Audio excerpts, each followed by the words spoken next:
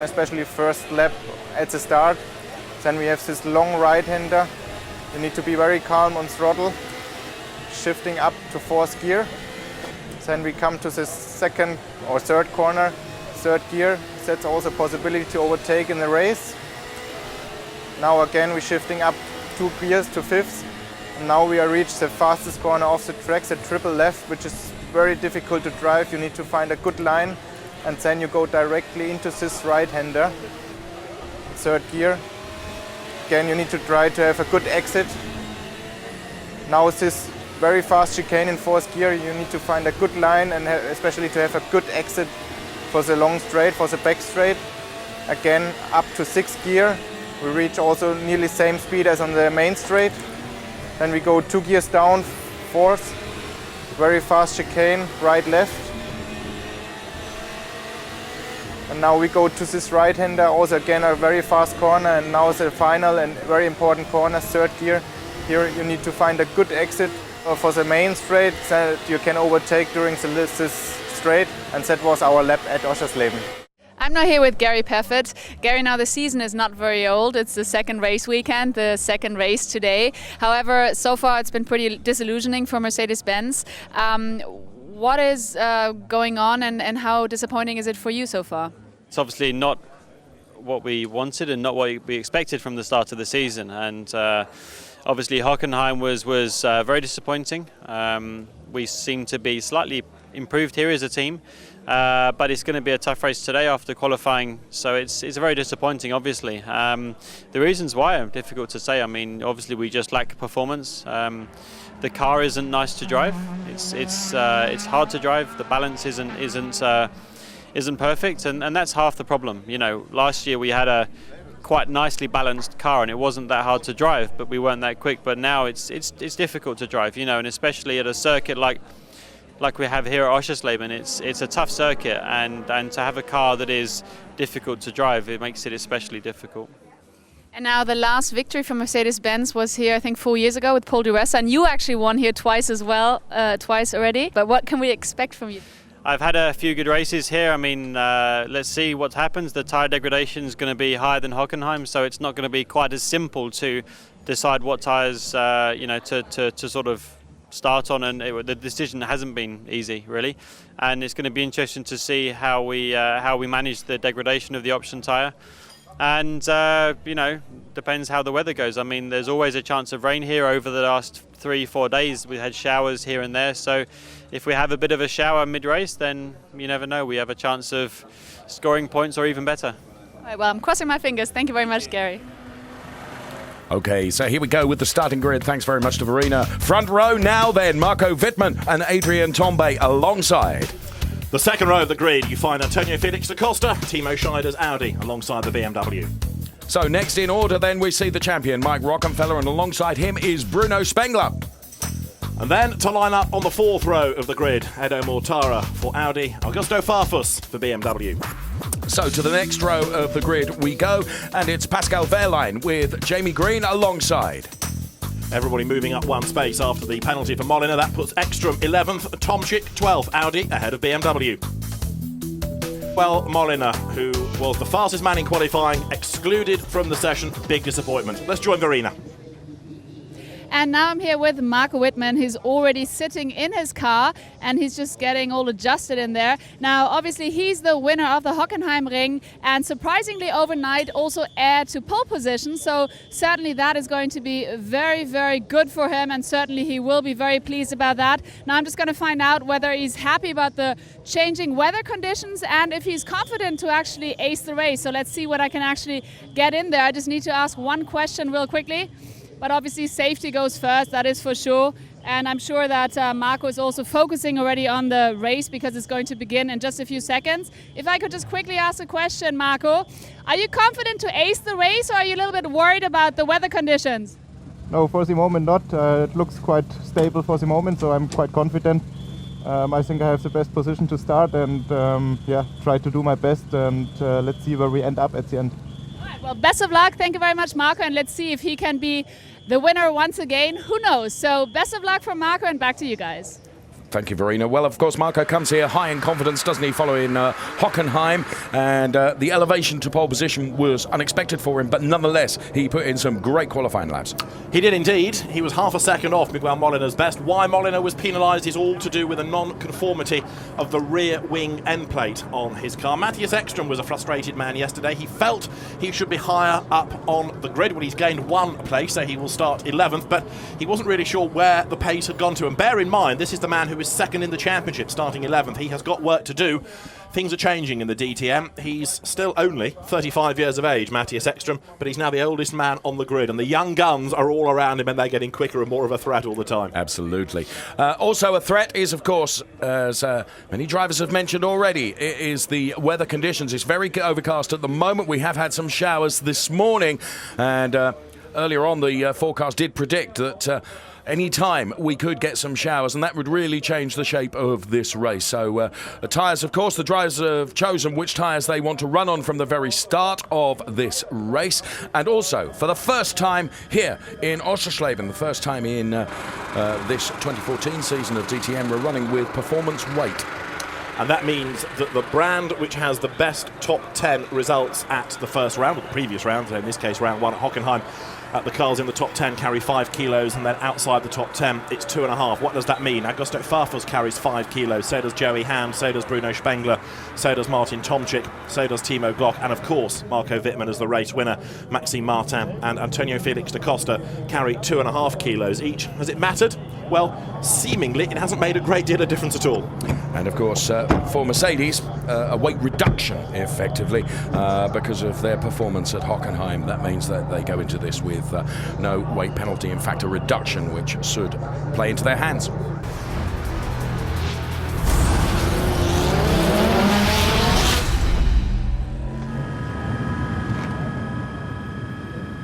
So, shot here of Oschersleben, if anything, will play into the hands of Mercedes-Benz. The fact that they have reduced weight and some rather nasty weather might help, David. Absolutely right. You can see the way the grid is going to line up and the qualifying times, but Miguel Molina was half a second faster than anybody, but his time taken away. He will start flat last. Dieter Gas, the man in charge of Audi's DTM project, very open and honest about the fact that it was a mistake. They messed up. He feels very sorry for Miguel Molina, who did a really good job in that qualifying session yesterday. One or two of the drivers, such as Augusto Farfus, for example, who didn't make it into Q3, elevated by one place on the grid. Farfus, always a man to watch. I think it's a great-looking car, that. It's a good livery. And Farfus, very spectacular driver, one of the many who's come out of single-seater racing, former Euro 3000 champion. He had his spell for Alfa Romeo in 2-litre touring car racing, and he'll be one to watch around here. So too, Eduardo Mortara, who is going to be starting lower down on the grid. 7th he will start. Let's hear, though, from Dieter Gas of Audi. He now is with Verena. Dieter Gas, quick question now. Yesterday seemed to be a really good day with a pole position and 5 Audis in top 8. Then overnight, Molina was disqualified. What is your opinion on that? Well, I think we have to accept it. The car didn't comply with the rules at the end of the day, and this is the result of it. I mean, obviously it's very harsh, in particular for Miguel, because for sure this overlooking of this measurement from our side did not make half a second. So it's very harsh, but that's the rule. We have to get on with it. Today, I think we have completely open conditions with the weather, and we try to do the best with it. We still have 4 Audis in the top 8, so we're still in a very good position, and we're going to push. But do you also have a really good strategy, since now you have to chase Marco Wittmann? No, we're not looking so much after Marco Wittmann. We are looking after winning the race on our side. That's what we're pushing for. All right, thank you very much, Dieter Gas, and back to you guys.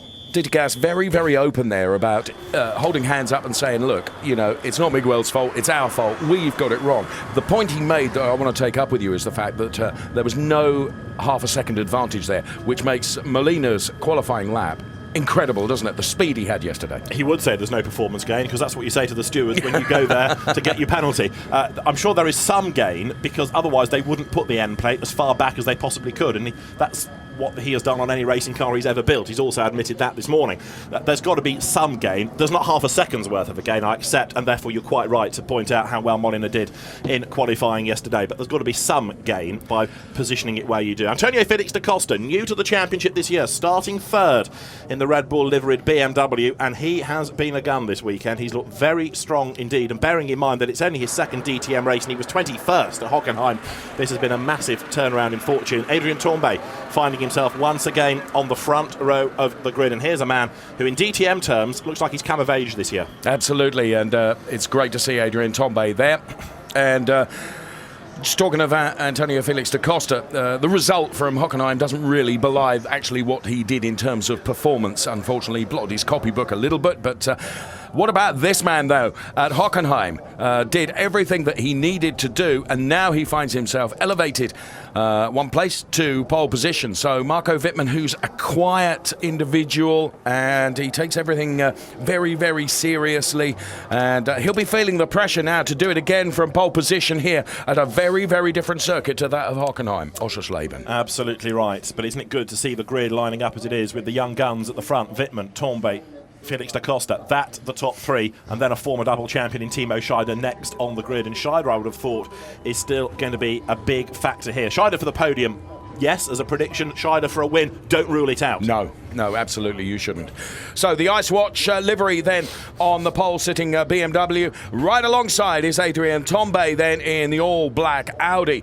The grid then, it's Wittmann, Tombay, Felix da Costa. Then it's Scheider, Rockenfeller, the champion of course. Then Spengler, Mortara, Farfus, Wehrlein, Green, Ekstrom, Tomczyk, Martin, Müller, Hand, Vitoris, Paffett, Glock, Wickens, De Resta, Juncadella, Petrov, and now right at the very back, Miguel Molina.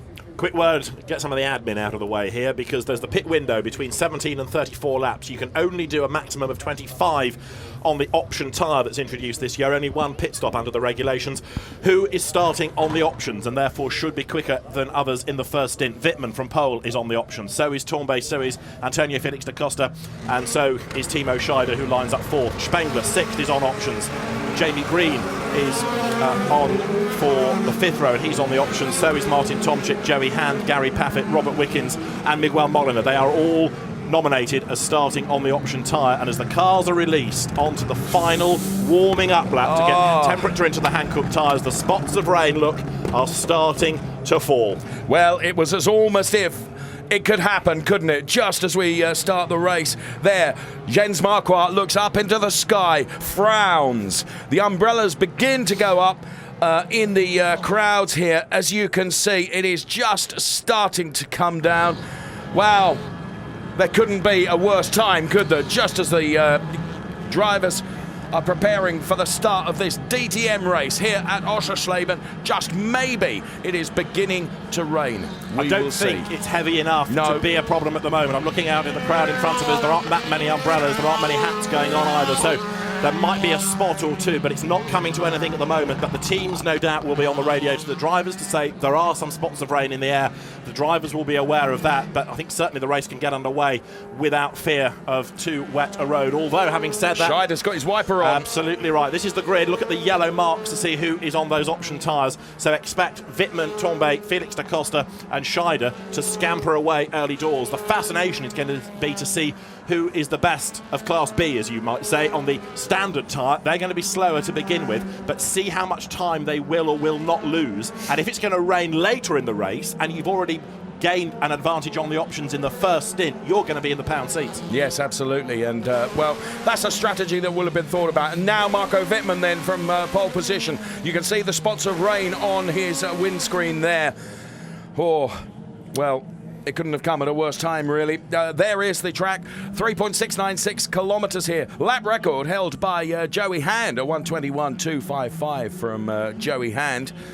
And, well, we will see as the cars come into grid order then. Marco Wittmann then elevated up into pole position as Miguel Molina then, for that regulation problem, goes right to the back of the order. And there is the team boss of BMW, Jens Marquardt. There's Dr. Wolfgang Ulrich from Audi. And, of course, there is Mr. Schattling from Mercedes-Benz. Sure, I've seen Toto Wolff across this weekend. You have, David, as the cars come into the back of the grid, and already Down the pit lane is Christian Vitores. He's gone onto wet tyres. Look at this. And also coming in is Daniel Juncadella. So Mercedes with cars at the back of the grid, nothing to lose. They put them on wets. Absolutely. Right. This is going to be very interesting indeed. We'll throw the lights up into the screen for you. We're going to head towards the first turn here at Oschersleben. We are away and racing. And look at this, it's a mad dash. Timo Scheider trying hard. Antonio Felix da Costa as well. We're on board with Pascal Wehrlein, but Wittmann is going to lead into turn 1. Bad start by Tournbay. He's trying to recover as they wriggle their way through turn 1. Wide he goes. Look, he's down in 5th place. Da Costa up the inside. Jamie Green gets forced out wide as well. But a great start by Wittmann. He leads. You're on board with Ekstrom. Wiper on. Spots of rain are falling. So there was Jamie Green then, who got hounded out at the start. But Marco Wittmann is doing what he needs to do right at the front of the pack, and that's try and get up the road a little bit. So the Mercedes there as we go on board with Matthias Ekstrom. We've got 2 Mercedes ahead of us that we can see. And the rain is beginning to come down. What is that going to play into the start of this race? Farfus goes wide and loses a place. The one that's gained off the start is Timo Scheider. He's up into 2nd place. It's Wittmann leading. Scheider is 2nd. Da Costa and Tournbay 3rd equal because they were side by side at the last corner pretty much. But I think you're going to find Tournbay is ahead. Yes, he is. So 4th then. Behind him is Antonio Felix da Costa. Spengler runs in 5th as they work their way down Stadium Straight. And there, look, Tournbay looking for a way past fellow Audi driver Timo Scheider as Marco Wittmann is getting away. Yes, Marco Wittmann doing exactly what he needs to do. There's Mike Rockefeller going through. There's Gary Paffett. There, 2 of the Mercedes together, Pascal Wehrlein and Robert Wickens. Farfus attacks Rockefeller to the inside, and he's done it. Great move. Rockefeller made a small mistake, and Farfus seizes the opportunity. Jamie Green once again running out a bit wide there. So as they cross the line to complete the first lap, it's Wittmann from Timo Scheider, but Tournbay is fighting back. Down they come through turns 1 and 2. Scheider goes a little bit wide. Tournbay tries to get the drive at the inside. There's not really a gap, and Scheider cuts across. That battle as well, don't forget, between Farfus and Rockefeller is for the lead of those on the harder tyre, and Rockefeller has gone wide, and Jamie Green's gone at the inside of him. Jamie Green gains a place, but he's on the option. He's on the softer tyre. So now Tournbay is having to defend as well because Antonio Felix da Costa is on his way. Then it's the BMW bank car of Bruno Spengler. There goes Augusto Farfus. There's Jamie Green and Gary Paffett. So Paffett up to P10 then. And these, you can see the 2nd pack of cars there on your screen. And Jamie Green looking very, very hard. And him and Gary Paffett side by side there. Paffett round the outside. Don't forget Gary Paffett is on the option tyre as well, and he's done it. He's gone round the outside. Really brave stuff this. So Paffett gaining ground. Augusto Farfus is the leader of the standard tyre battle at the moment, the prime as it were. Gary Paffett and Jamie Green behind him are on the softer compound. That's why they've got the car speed at the moment. Christian Vitores is still 22nd and Daniel Juncadella is 23rd, and they're the 2 on wets, remember. Yes, so bear that in mind. Just 1 or 2 more umbrellas going up outside our commentary booth here on the main straight as Marco Wittmann completes another lap. Timo Scheider is some 8/10ths behind him. We're on board with Gary Paffett now, who's hounding Augusto Farfus ahead of him. Gary Paffett, hugely experienced, of course, loves this Oschersleben circuit. And what about that, David? Great move, but Farfus knew it was inevitable because that's a car on the softer tyre, so Farfus gave him the racing room. What he doesn't want to do is lose track position against Rockefeller, who's the next on the hard compound, and Rockefeller is fading away, look. Robert Wickens is another man on the softs, and he has carved his way up onto the back of Farfus. Jamie Green has gone through, but Paffett is absolutely flying. A big spin, look in the background. That's Mortara who has looped it. Cars scatter in every direction. He survives. They all survive, but that is going to drop him way, way down the order. That will put him 21st as Petrov goes by. Now, at the moment, the 2 that are on the wets are lapping much, much slower than those on the slick tyres. I don't think it's the right call. No, maybe not. So it looked there like he got just a little touch from the Guix Mercedes. Let's see. There you go. On board with Pascal Wehrlein, and we can see exactly what happened there, and he just rotated that car, didn't he? The real avoidance was done by those behind who had to scatter in every direction. So we've done 2 of 51 laps at Oschersleben. The race leader is Marco Wittmann. He's 8/10ths up on Timo Scheider, who lapped quicker last time and is lapping quicker in the middle sector on this lap. And there's Rockefeller losing another place. As past him goes Miguel Molina. From 23rd, Molina started. And now as he comes across the timing line, let's see where he's going to be, because he's been gaining places all the way around the lap. He is 11th from 23rd. Now we can see Augusto Farfus once again being mugged through that turn 1 there. There is just that message there. I didn't say the start of that, which said a car under investigation for pushing another car, but it doesn't tell us which one. No, exactly. There's no number in all of that. It may well have been Wehrlein, of course. Now, this is Timo Glock in replay, having a go at Matthias Ekström. And Glock is on the harder tyre and gaining a place. That's interesting. Well, whilst we've been watching various things here, Gary Paffett, P7. So Wittmann, Scheider, then it's Tombe, Da Costa, Spengler, then it's Tomczyk, then it is Paffett. Here is our race leader, Marco Wittmann, then, with Timo Scheider in P2. And look at this. You wouldn't have thought in the same camera shot, the way things have been going, that we would see Gary Paffett. Of course, he is running the option tyres. But he's now in a group of cars that are all on the option tyre, and he's 5.3 seconds behind the race leader. That is a fantastic performance to get through the traffic. He's got the speed on those soft tyres. Paffett is like an absolute revelation in this race, a different man from yesterday. So here we see Joey Hand now, who is going to get past Mike Rockenfeller. Indeed he does, in the BMW. So Rocky goes down yet another place. So we're on lap 4 of the 51 laps here at Oschersleben in this, the second round of the DTM. And Augusto Farfus yields there once again. And next in his target sights will be Joey Hand. But we're on board with Gary Paffett now. The quickest man on the circuit is Gary Paffett. You may not be surprised about that. And that means that he is lapping just under 2 seconds a lap quicker, 2 seconds a lap quicker than Farfus, who is the leading driver on the harder tyre, the prime tyre. And that's the fascination now, to see how much time Farfus, as the leader of that group, is losing against those on the option. And also to factor into that, of course, is the conditions, which will make a difference as well. But Gary Paffett, what a remarkable job he is doing up there in P7. So Wittmann, Scheider, then it is Tombe, Da Costa, Spengler, Tomczyk, then it is Gary Paffett.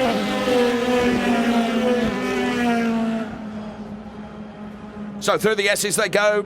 Vitaly Petrov, you can see just at the back of the shot there. There is Joey Hand, there's Mike Rockenfeller. There, the all-yellow Deutsche Post BMW of Timo Glock.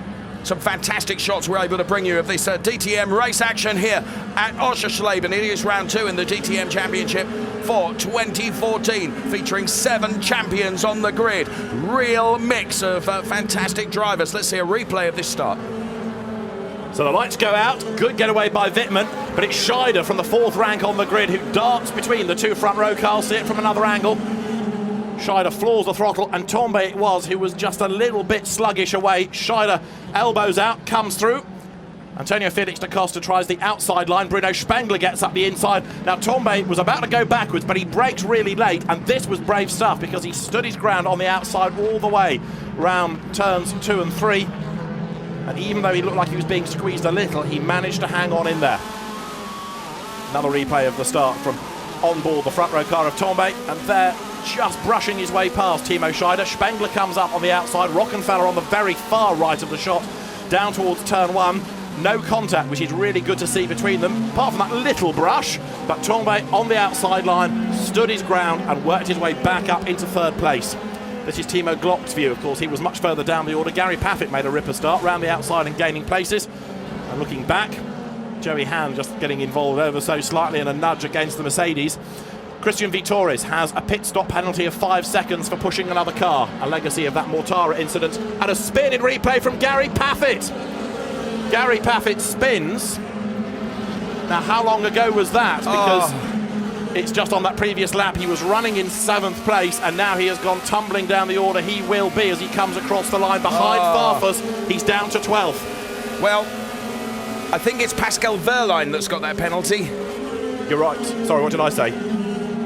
So Wehrlein gets a 5-second penalty, and that for the contact on Mortara. So we're on board with Tombe. So Tomczyk goes up 6 places. After start ranking on the left-hand side of your screen there, you can see Scheider up 2, Tombe down 1, Felix da Costa down 1, up 1 for Spengler, up 6 for Tomczyk, up 3 for Green, as we scroll through the rest of them there for you. Oh, and that's Paul de Resta. That is Paul de Resta. Back on again, no damage done, but he's going to lose time, and of course that's not going to help that set of tyres. They're going to be very dirty now. There is Timo Scheider, there is Adrian Tombe. So Wittmann with a 3-second margin over this pack that you can see that's being led by Timo Scheider as in the pit lane. Things being ready. Now Timo Scheider is really under pressure now from Tombe, and Tombe goes through. He's up to second place, and as he does that, the rain has really arrived. Now, the fascination will be to see Vitoris and Junqueira to see now whether or not the road is wet enough for the wet tyres to work, because they've been really struggling up to this point. Tombe second, and here comes Da Costa up the inside for third. Is he going to go through? Yes, he is. Can he get the car slowed down in time? Yes, he can. He goes third then, and Scheider now struggling. So as they work their way out of turn 2, making the run down the pit lane is Joey Hand, so he is making the gamble. Also in has come Mortara and Wehrlein and Petrov, all pitting now. This is for wet. Yes, absolutely. The weather conditions have changed dramatically. You can see from the lens of the camera that brings you this picture just how hard it is coming down now. Adrian Tombe, and look at this whole rack of cars coming into the pit lane, including Vitaly Petrov. You can see Paul di Resta just coming into the pit lane as well. So a number of cars are diving in for the wet weather tyres. The team's working supremely hard to get those cars. Edo Mortara's out again. There is the Paul di Resta car. Is there a problem with that? That's not a quick one by any means. They're stacking up behind Paul di Resta. It's going from bad to worse. Couldn't get away. It was either that it wouldn't getting gear properly or there was another delay, but certainly di Resta loses a big chunk of time. There is Wehrlein, who has come in. He's got to serve his 5-second penalty anyway. Yes, apologies, it's Wehrlein. And that's a sideways Junqueira. And remember, he's on wet tyres. Now, at the end of this next lap, we're going to be able to see the leader come in. Wittmann comes in, and this is for wets. So I think it's come, really, this rain, too late for Vitoris and Junqueira. They've lost too much time early on, indeed. Junqueira comes over the line now, and his lap time is a 43. He's got to hope that others stay out for as long as possible. I think it was the right idea, but it's not worked. Okay, so Marco Wittmann, and also in is Adrian Tombe. So now leading the race is Antonio Felix da Costa. That Hankook wet weather rubber is ready there. There is Bruno Spengler, Tomczyk, we just saw it shot there. In comes Adrian Tombe. But this, Marco Wittmann away. Also in is Jamie Green. Been in the thick of it has Jamie Green since the start of this race. So here comes Marco Wittmann then. You've got everybody in. Look at the track, it's so clear. Yeah, I know. Tombe's been in, Scheider has been in, Green, Wickens, Glock, Farfus, Rockenfeller, Ekstrom, Martin, Joey Hand we'd already covered, and there are one or two more coming down the pit lane now. Timo Glock arrives at his pit box. There's Mike Rockenfeller. And there is Timo Glock done and dusted, wet weather tyres on. And it's a real busy pit lane down there, isn't it? Oh! That was, well, a very, very close and tight release there. Now that's significant. Rockenfeller ahead of Farfus. Absolutely. That was the other way round before they came in. So on the pit stops, Rockenfeller, who was second in class on the prime tyre, if you like, behind Farfus, has gained track position. And Farfus goes to the back of Mortara. Farfus at the inside comes out ahead. That was opportunistic. Well done, Farfus. So all the good work that Rocky had done gets undone. But the cars are twitchy, aren't they? They're out there, and Rocky is fighting back now. But Farfus has the drive out of the corner. Isn't rain great? It does all sorts of things to a race. Augusto Farfus then hangs on to his notional class lead of those that were on the harder tyre, but not everybody is yet on wets. Now the real fascination is coming from the fact that Da Costa has stayed out for another lap on slicks. What he wants is for the road to dry out, and then he'll have gained so much time over those that have pitted. Spengler is now in. Tomczyk is now in. Molina out of 5th place is now in as well. But Da Costa is staying out, and Gary Paffett has stayed out as well. Yeah, now we just saw on the main straight, we saw Da Costa going through, and we could just see Paffett as well. Paffett is some 12.6 seconds behind Antonio Felix da Costa as we see Spengler getting away there. Now, well, as a call, I guess, well, it's a real gamble, isn't it? But let's see. At the moment, Antonio Felix da Costa leads the race from Gary Paffett. The best person to make that decision is the man in the seat, because he knows exactly what the track conditions are like, and if Da Costa feels that he can drive around the problem, what we don't really know yet is what a competitive wet weather lap time is going to be. We'll only see that evidence in a couple of laps time from, say, Wittmann, as an example, when everything is up to temperature. If Da Costa has got enough warmth in the tyres, Dave, and can stay out there, and get some benefit without losing time in the pit stop. And if the road dries out a little bit and it comes back to him, then he's done really well. And he and Paffett are chancing the arm a little bit here, but they have both stayed out. And that's Wickens on wets who's binned it. So what does that show you? Absolutely. Well, I was going to say just before we saw the shot of Wickens that, you know, you've got the hugely experienced Gary Paffett. Well, it was not totally down to the Canadian, was it? Because that was Molina who came out in a big hurry and wriggled away past, and that may have done some damage to Wickens' car, because at the next corner, look, there's no aero, and off he goes. Damaged suspension, damaged aero. Safety car is out on track, and DaCosta pits. He's got no real option under the safety car, has he? No, absolutely. I was going to say, before we got that little bunch of incident, if you like, that, you know, you've got the old hand Gary Paffett out there with so much experience, and if anyone can drive a car in conditions that are not suiting it, it's this man, isn't it, Gary Paffett? Who now leads. Who now leads, of course.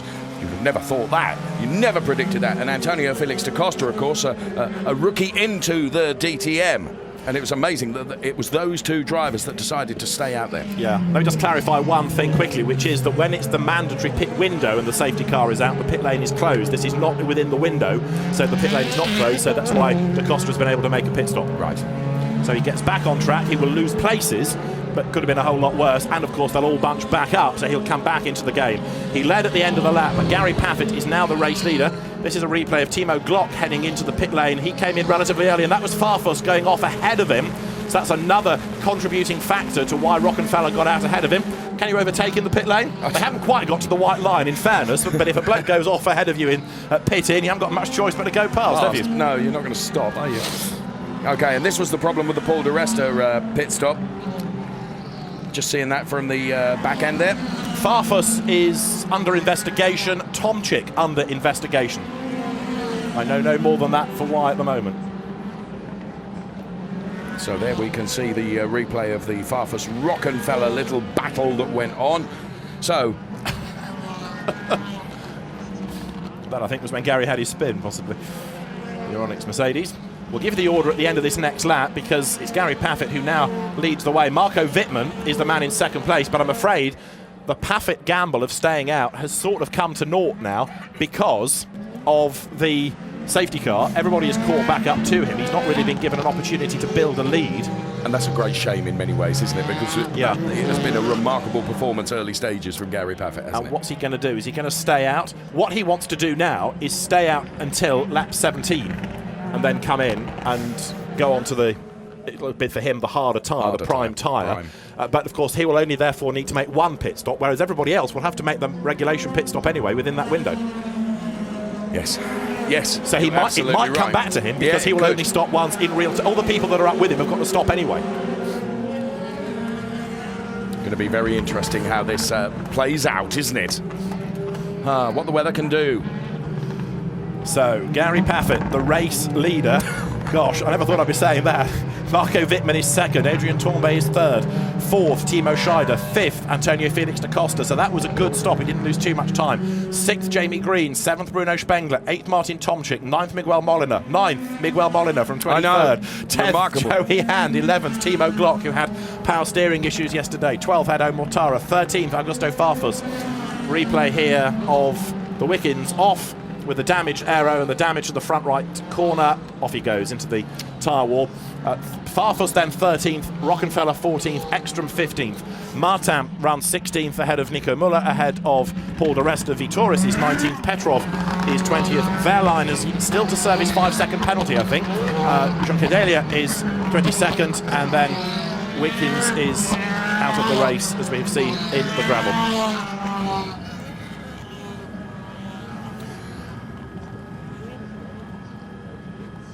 So, Paffett, Wittmann, Tombay, Scheider, Antonio Felix da Costa.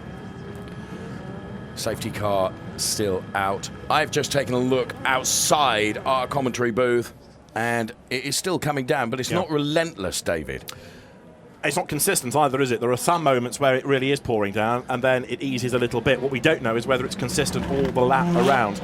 Remember, of course, that Junquedelia and Vitoris went on to their wet tyres at the very start of the race, so those will be up to temperature. That might now give them a bit of an advantage, do you think, on this restart? It might, but The trouble is that, of course, they are going to be slightly past their best, having been on a dry-ish road to begin with. So we will see. So Gary Paffett, who is still on slicks, don't forget, and as I've said, he's trying to stay out there until lap 17. But the dice were rolled, but the safety car's not helped. No, the safety car has really compromised that strategy, hasn't it? But as you made the point, it could come back to him. Because everybody will have to make a further pit stop, so he'll be in that group. The problem is now second guessing how many racing laps we're going to get up to 17. If we go green at the end of this lap, he's going to be in trouble. Yeah. Because he will lose time by tiptoeing around. If we get to 16 or 17 still under the safety car, which I doubt, then he's okay to an extent because he won't lose too much time relative to a full green race situation. But yeah, it was a good idea. I'm puzzled though slightly now as to having been caught by the safety car why he's not come in, unless he feels that being put right to the back of the queue is an even bigger problem than being at the head of it tiptoeing around. He may be able to tiptoe and defend simultaneously. Possibly. Well, time will tell as this incredibly dramatic start to the DTM round 2 plays out. So under the safety car, then we are here at Oschersleben. The weather playing its part, and if anything, it's coming down a little bit heavier now than it has. So this could be all going away from Gary Paffett, I'm afraid to say. He'd done a remarkable job.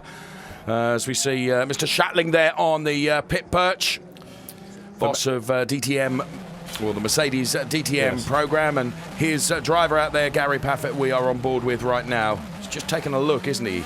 Safety car in this lap as well. So Gary Paffett is trying to assess where there might be some grip. I would not want to be Gary Paffett at the moment, with everybody stacked up behind and the necessity to push on a wet road on slick tyres, which will have lost some temperature anyway under the safety car. Yes. This really is going to be a test of the man. So good luck, Gary Paffett. We are set to go racing once again. Safety car in this time. Round 2 of DTM. We're on lap 13 out of 51. And at 17, the pit window opens for the mandatory regulation stop. So what Paffett can do, of course, is back them up as best he can and try and get a bit of a flyer, but it is going to be only a bit of a flyer, isn't it, David? Because Marco Wittmann is just theoretically going to sail by, isn't he? Okay, so the safety car is in.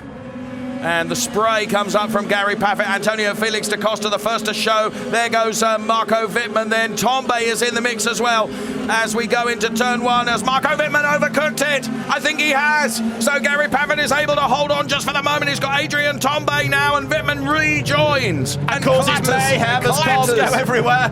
Paffett has lost the lead. Tombe goes through, but who would have thought it? The car on slick survives. The car on wets goes off the road. Adrian Tombe is the race leader. Paffett second. Scheider is third. And Marco Wittmann makes a mistake. Jamie Green dives up the inside in the orange Audi, and Marco Wittmann is going down and down and down the order. Spengler's up alongside Da Costa.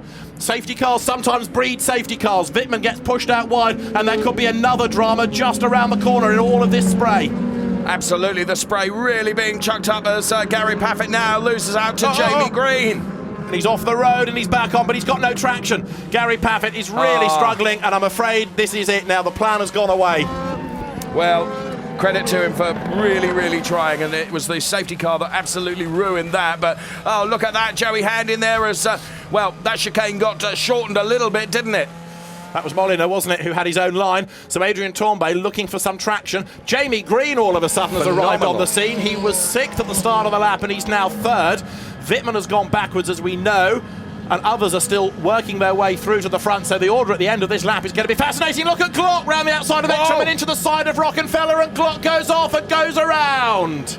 Oh, that was a wholly ambitious move, wasn't it? I wonder if that's done damage to Rocky's car, and another one goes. That's the rest have been punted off, David. Maxime Martin was the aggressor in the white and blue Samsung BMW. So they come through at the end of the lap. It is Tombe leading. 2nd is Scheider. 3rd is Green. 4th is Da Costa. 5th is Spengler. Wittmann is 6th. Tomczyk 7th. 8th is Mortara. 9th is Hand. And Gary Paffett still 10th, and he's still staying out there. All credit to the guy. Amazing, isn't it? Absolutely Safety car amazing. Again, Dave. Yes, and just been told that we've got a 5-second time penalty for Augusto Farfus. Okay, a pit stop penalty of 5 seconds. Yes, indeed. Safety car for the second time because of Glock being off the road, and I suspect also De Resta. Yes. Well, Glock absolutely furious, as you can see there, as he tries to remove sorry to go back to this, but this kind of helps Gary Paffett because everybody bunches up, and now he's going to be he throws the door on the floor. That'll help, won't it? Yes. Gary Paffett loses less time again, relatively, while he is behind the safety car like this. The other one who I don't think has pitted is Vitoris. No, because he started on wets, didn't he? The same as Hockenheim. So Paffett is the only one that is on slick tyres, and we are not far away from the pit window. So if Gary Paffett can hang on in there, and the safety car is going to help, we're on lap 15, you can pit at the end of 17, then he stayed in the top 10. Right, this was Glock and Rocky. Yeah. And see it from on board Matthias Ekstrom's car. I mean, it was a bold and ambitious move, wasn't it? Especially in the wet. I think Timo has a case to answer there. And this will go down a storm with the mechanics because the door just comes off in your hand, doesn't it? Yes. Oh, look. New lightweight model, he thinks. And then Rocky on the wrong line clips Martin, who tries to get up the inside of De Resta, and they make contact, and the outcome is that the Scot goes off into the gravel bed. Now, that was where Wittmann just carrying too much speed. He was never going to be able to turn in. Let's see it from on board with Marco Wittmann then. Tries to turn, and in those conditions just wasn't going to happen. He lost a huge bunch of places, didn't he? But he certainly didn't spend too much time looking in the mirror before he pulled back out again, did he? I know I said early on, isn't rain a great thing, but it really does add something completely different to a race, especially where you've got pit stop strategy anyway, and especially where drivers have made that gamble to stay out on slick tyres or driver singular, the ever so brave Gary Paffett. Of those that started on the wet tyres, Vitoris 17th and Troncaderia now 19th. So again, it was a good idea to try and roll the dice, but the rain didn't arrive quickly enough for them. Tombay it is leading the way, Shiner second, Jamie Green third.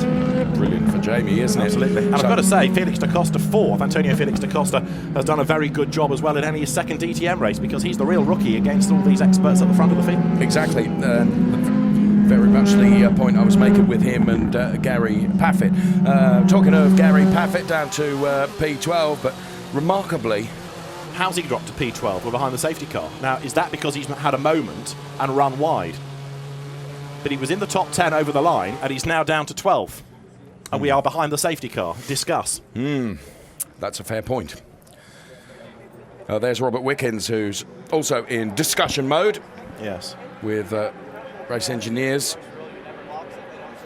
Wish we could listen into that. It would be lovely to hear, wouldn't it? Okay, so the order then is Audi, and Jamie Green.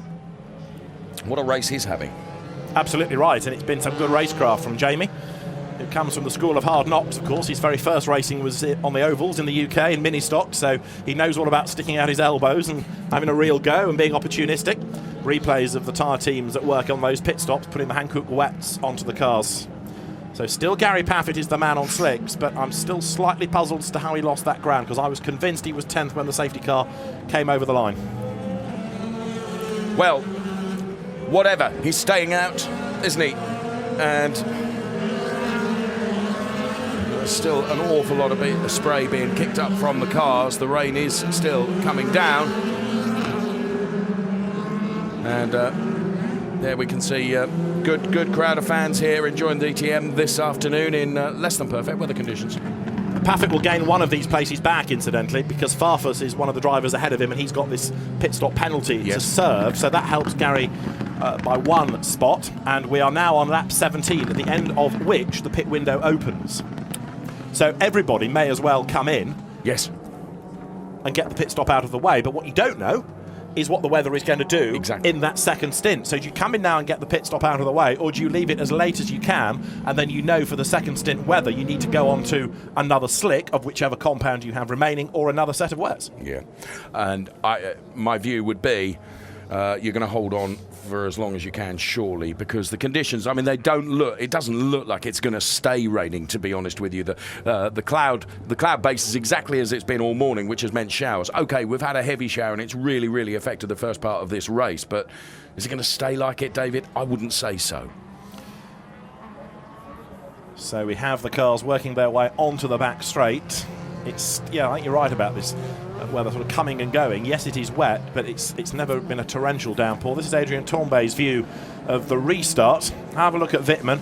on the outside line, and we've seen other people in other races do the same thing and run out of road. It looks like there's just much less grip in the braking zone on that section of the circuit. The safety car is going to be in this lap.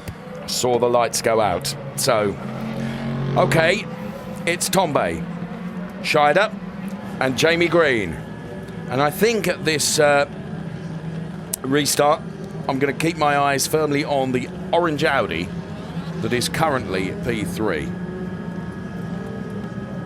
So Tombe then has backed them up and is away now and leads the resumption following the safety car with Tombe. There's Scheider, there's Green, Antonio Felix da Costa and Bruno Spengler. So Jamie Green not close enough to have a little go at Timo Scheider, but well, fine performance from Jamie Green in the orange Audi. Gary Paffett stays out there and is right alongside Mark Rockefeller, and Rocky goes through. Paffett trying hard. I mean, you know, he's driving that car with slick tyres on. He's doing his absolute best, as this is for second place as Jamie Green tries to get up the inside of Timo Scheider. Jamie driving like a man inspired, and Adrian Tombe likewise. He's never won a DTM race, although he has shone in the Munich non-championship stadium event, but he's building the lead while Scheider is busy fending off Jamie Green behind him in the Rosberg run Audi. Tombe it is with his Abt car that leads the way, and so it's Audi 1, 2, 3, BMW 4 and 5 and 6 and very nearly 7 because Tomczyk is in the mix, but you can see also we have Mortara coming under pressure. Let's see if we can catch up though with Robert Wickens in the pit lane. Of course we can, because he's here with me now. It certainly is a jungle out there, and it hit you now. The race is over for you. What exactly happened? Yeah, obviously the conditions were tough, and when Molina came out of the pits, I guess maybe he took too much entry speed into turn 2. We had contact, and then I got a puncture. So the next corner, I went straight into the barriers. How frustrating is that? Yeah, really tough. You know, this is a race that for Mercedes we could have scored some points in a position where normally we might not have been able to. So it's a pity. I think I was riding in the top 10 when it happened, and yeah, it's a shame because everyone in the team's working so hard. Big shame. Thank you very much, Robert. And back to you. Wickens telling it the way it is. It is a big shame, of course. As look at this, Jamie Green and Scheider absolutely together. Now what they can't afford to do is take each other out here. That would be just sheer lunacy, wouldn't it?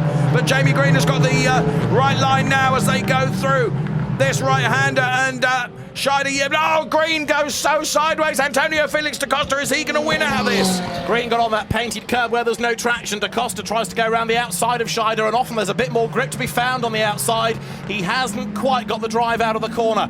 So he comes then now down towards the arena curve looking for a gap on the inside, but he's also defending because Spengler and Tomczyk and Wittmann are queuing up behind him. There's a kind of Formula BMW battle developing now with Da Costa at the head of it, and Spengler's trying to attack and defend all at the same time. Now this is going to be very, very interesting because you can see it. Jamie Green is actually beginning to reel Tombe in. So we're on board with Marco Wittmann, who P7. Here comes Tombe then, and there, diving out of the spray in the orange Audi is Jamie Green. Jamie Green, absolutely an inspired drive from him. Green quicker in the middle sector, so he's brought the gap down slightly against Tombe. He lost out in sector 1, but in that second sector of the lap, Jamie Green taking the fight to Adrian Tombe. It's looking very good for Audi as now Spengler has to go defensive because right on his tail now, look, is his Schnitzer teammate Tomczyk. This was Green versus Scheider. So Jamie Green then really, really committed to this. Scheider loses a bit there, but Green just keeps his foot in and stays there. There's a little bit of a wing end plate, I think, goes off there. No, it's one of the arrows from the front of the car, Jamie's car, that gets lost in that contact. But as you said earlier, Jamie's pretty used to some rough stuff when need be. And there we can see Wittmann losing out there, and now pit stop window is open. Indeed, and Gary Paffett comes in for his first pit stop. Mike Rockenfeller is in for his second stop, and Christian Vitoris, who started on wets, is in for his regulation stop as well. This is Gary Paffett, who will probably embrace a set of wet tyres physically, so relieved will he be to have them on the car at long, long last, because he has done a manful job staying out there on slicks for 19 laps. Remarkable, absolutely remarkable, and a testament to the man's driving ability, truthfully, isn't it? So he's back out again and heads down the pit lane He needs another safety car now to bring him into the mix and Yes. to pick up places when others ahead of him make their pit stops, and it could yet happen given the way this race has been. Adrien Tambay leads it, the Playboy Audi ahead of the orange car, the Hoffman Group car in the hands of Jamie Green, who is closing right up, and at the moment Jamie Green's wet setup, you've got to say, looks better than that on Tombay's car. Yeah, very much so. It was last time around just 6/10 as Juncadella there with a problem, as he had a moment, seems to get going again. So Juncadella, one of those, of course, that, well, he made his tyre choice early on, didn't he? Yeah, I think he had an off. It looked like he was recovering, didn't it, in 17th place, Juncadella. As over the line come the leaders, 0.6 last time, 0.2 of a second now between the pair of them. So this could be interesting into the turn. I'm not sure Jamie was quite close enough. Yes, he was. He's right alongside Adrien Tambay, and that's textbook from Jamie Green. He's done it. Jamie Green takes the lead here at Oschersleben. Tambay tries to fight back, but clearly the wet setup, as you said, on the Jamie Green car is bang on. So did they go for a compromise and gamble that the rain was going to come? Because look at this, having got himself up through the pack and into the lead, Jamie is getting away, and his car looks happier in what are wet conditions rather than damp, which we had early on. Juncadella into the pit lane, and this was Green's move up the inside. Absolutely spot on. Tambay gave him racing room, but Jamie Green worked his way through to the front. Cracking move that. So just seeing the back end of that replay then, and Jamie Green executed that absolutely perfectly. Further down the order, that's Farfus, and there is Juncadella. Bang. Who gets collected by Vitaly Petrov. As Juncadella's trying to get out of the way, Petrov not sure which way to turn and inevitably runs into him. So there we are. Here is Gary Paffett then, who is now on wet weather tyres. Juncadella coming back out onto the track from the pit lane.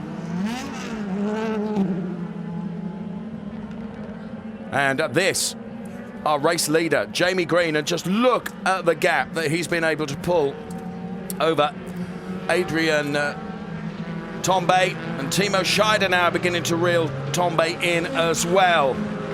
So Green, as he crosses the line, so does Tambay. 1.8 seconds, David, in a lap. Jamie Green is doing a very good job indeed. Absolutely no argument about that. And of course, he's being helped now by Tambay defending. So what that does is stack Scheider up behind him. In comes Farfus. This, I think, may be as much for the penalty. Yes, it is. Look, there's the stop-go board. So Farfus serving this pit stop penalty. After an earlier infringement, the car will be released any moment and blast down the pit road. Doesn't 5 seconds seem a long time when you're itching to get back in the race? And having done that, now he can come in and serve his regulation tyre stop. It's all bad news, this, for Farfus, of course, because he was looking strong early on as the best of those on the harder tyre at the start when it was dry-ish. Now he's gone tumbling down the order. So Jamie Green leading then from Tambay, who's holding on to second place at the moment. But, Timo Scheider runs really, really wide there. We can see from that high shot. And behind Timo Scheider is Antonio Felix da Costa in the Red Bull BMW. But there is Timo Scheider. But there's our race leader. Look at the gap that he is pulling away from the rest of the pack. Absolutely brilliant driving from Jamie Green, who is just enjoying this so much. Let's get the live gap there between Green and Adrien Tambay. Look at that, 3.7, David. And he's also doing the right thing in going for the wetter part of the road. You know, as he came towards that shot at the end of the back straight, you saw the car move to the inside and back to the line. So he's trying to keep the tyres cool and get them to last as long as he possibly can. 34 laps is the end of the pit window. Jamie Green, bear in mind, has never won in an Audi. His last win, Mercedes Nürburgring 2012. He would love a first win in an Audi in a race like this. And there, back to his oval racing shale circuit routes, controlling a slide on a greasy surface. Tambay, fair play. He may have virtually a third of the field on his tail, but he's keeping them at bay. So we're on board with Marco Wittmann, who's down there in P7 now. And Tambay is, as you say, keeping them at bay, and they are stacking up behind him. It's Tambay, then it's Scheider, then it is Antonio Felix da Costa. Then we see Spengler and Timo Scheider getting really close to the Playboy car now. Bit skittish under the acceleration there. You could just see the back end twitch and step out a little bit, which Adrien Tambay controlled. Now, just looking at this, the weather conditions, because that's, you know, what Green is going to be thinking about. You're saying there that he's doing exactly right. He's driving through, where necessary, the wettest part of the circuit, isn't he, to keep those wets on side. And you see how skittish the cars are through that chicane, and of course they're not helped there by hitting the curb, which is certainly at the first part of the chicane high and unsettles the car, and then you get onto a wet curb where there's even less grip. So that's why they're a real handful. As Scheider has another look, but not confident enough to force the issue under braking. Antonio Felix da Costa, and I said it earlier on, he's proving to be a star, and there he is running fourth, and at the moment he's the best of the BMWs, keeping a former champion, one of 7 in the entry, Bruno Spengler, at bay. And of course, what he's doing at this moment is, you know, he can see the battle being played out between Tombe and Timo Scheider, and he's just ready to pick up any pieces there as we see Juncker Della retire. Yeah, he's already made his regulation stop. That's at 23 laps he comes in, so another retirement, and it's another Mercedes, I'm afraid, as Robert Wickens was a retirement, admittedly for different reasons. Second, third, fourth, fifth, sixth, all piled down towards turn 1. And again, Adrian Tombe is the man who is able to hang on as they go through the arena curve. So Marco Wittmann we are on board with right now. There is Jamie Green, some 7 seconds up the road from this man, Adrian Tombe, in P2. Timo Scheider's challenge on Tombe seems to have gone away a bit now because he's having to defend from Antonio Felix da Costa as Paul de Resta is back out again. But let's hear from Timo Glock, who is with Verena now. Timo, you had a hot little battle with Rocky, and then after that you slammed into the wall. What exactly happened? Yeah, I had a bit of, it was quite a rough first lap after the safety car, and got into trouble with Mortara. He pushed me off the track after the triple left, and he lost a couple of spots. Tried to stay in front of Eki on the other straight, on the back straight. Braked very late into the next chicane, into the right-hander. Focused only on Eki. It didn't really look into Rocky, and I was a lot quicker on the outside. Just misjudged it totally and crashed into Rocky. I hope I didn't destroy his race. So totally my mistake. Need to apologize on that, and sorry for the team as well. I think we had a good pace, but I just made a mistake, which should not happen. And you had the door in your hand as well when you got out. What happened there? Yeah, I was a bit too aggressive to opening the door, and then it just popped out. So, but put it back in, all okay. Thank you very much, Timo, and back to you guys. Cheers, Verena. I'm glad you noticed the fact that he discarded the door across the grass, but he did put it back, and all is okay. Right, we're back with it then. Jamie Green now 8.1 seconds. It's a monster gap, isn't it? Look how much of the sausage Gary Paffett took there. My goodness me, he is charging, isn't he? Where is he now? Back down P20. Well, he's going to gain a place because Pascal Wehrlein has just pitted, and that's for his regulation stop. So the best of those that have made the regulation stop, Mike Rockenfeller, who is now going to be in 15th place overall. So don't forget that those cars ahead will have to peel in once more to serve the mandatory stop under the regulations. What Jamie Green here is trying to do is build up as big an advantage, but what are they doing? Are they going on to another set of wets? They have to, really, at the moment, don't they? Yeah, I think it would still call for it, wouldn't it? And therefore, if things dry out towards the end of the race, there could be another pit stop that everybody has to take because the wets may not last the distance. No, you're quite right. We've got half the race still to go. Yes. So there is Tombe, there's Scheider, there is Antonio Felix da Costa, then it's Spengler, Tomczyk, and then Marco Wittmann. Bear in mind, Marco Wittmann, of course, starting from pole position, is P7 at the moment. Green, Tombe, Timo Scheider, Antonio Felix da Costa, then it's Spengler, Tomczyk, Wittmann. And here is Jamie Green then. Now, you can see there the very difference between the two sides of the straight there, and he is going for the wettest side, isn't he? He started 10th on the grid, bear in mind, as well, and he leads now. He leads from 10th, and he leads by 9.4 seconds. It's an extraordinary drive, and a lot of that was just great racecraft by Jamie on the second restart. Yes. So 25 of 51 laps then, Green leading by, as you've said, 9.4 seconds. This is our second place driver, Tombe, with Scheider, Antonio Felix da Costa in there as well. We go on board with Marco Wittmann right now, who's in P7. I don't want to be awkward here. Yeah, well, you're going to be. But we're on lap 26 of 51, as you've rightly said. But there is a time slot for this race, and there are 26 minutes remaining.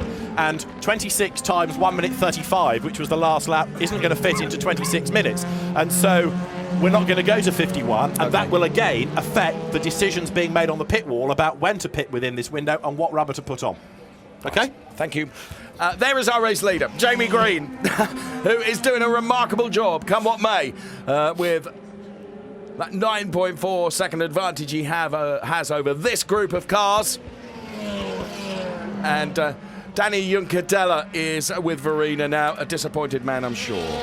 I'm pretty sure he is. How disappointed are you after the result of this race? I mean, not only did you take a spin, then also your colleague Petrov hit your car as well.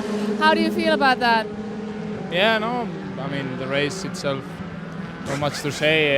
It looked okay, but on lap,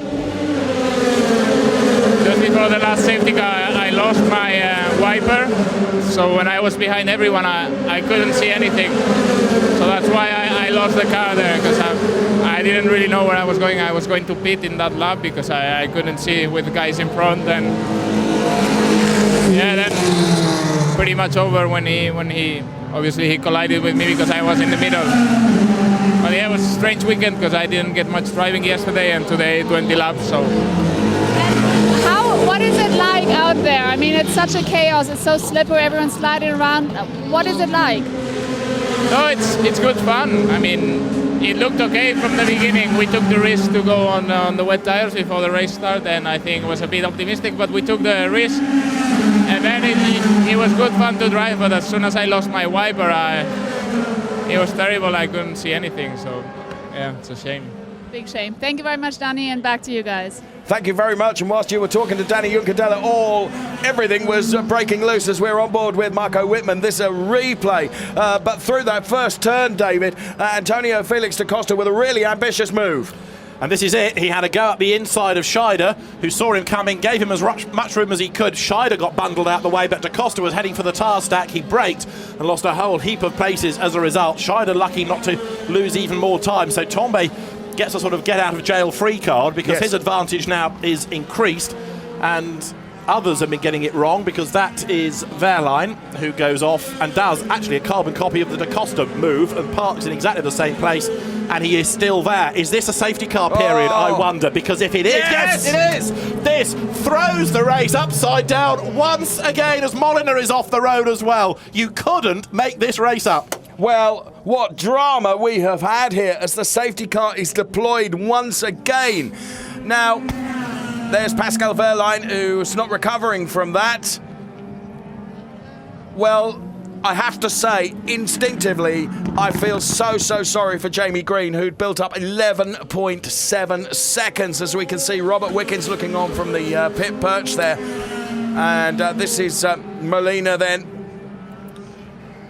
who gets the powder down and the back breaks away, and he tries to save it, but he runs off wide. I just wonder whether there was some gravel on the exit there, you know, that's been dragged out, which unsettled that. Did his best, didn't he? Absolutely, but as soon as he'd on that wet grass, you know, if that were Hockenheim, say, where there's extra tarmac, that would have been different. He could have saved that, but on wet, friction-free grass, then you're in strife.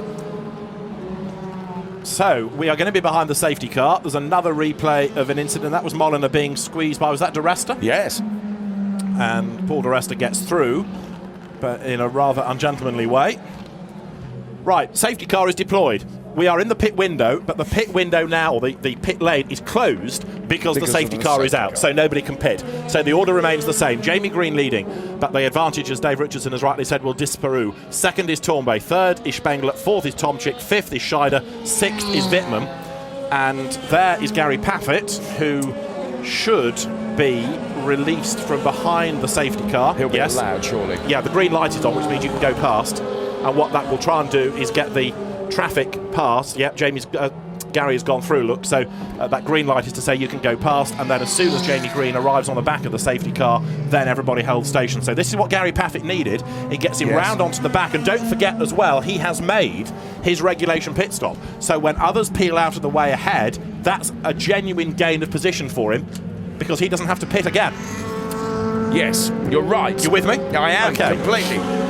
What I'm doing is just looking out the back door of our commentary booth, which is high on the home straight here, and I can report to you that it isn't raining now. Great. Okay. And how does that help you? Let me just factor this into my calculations.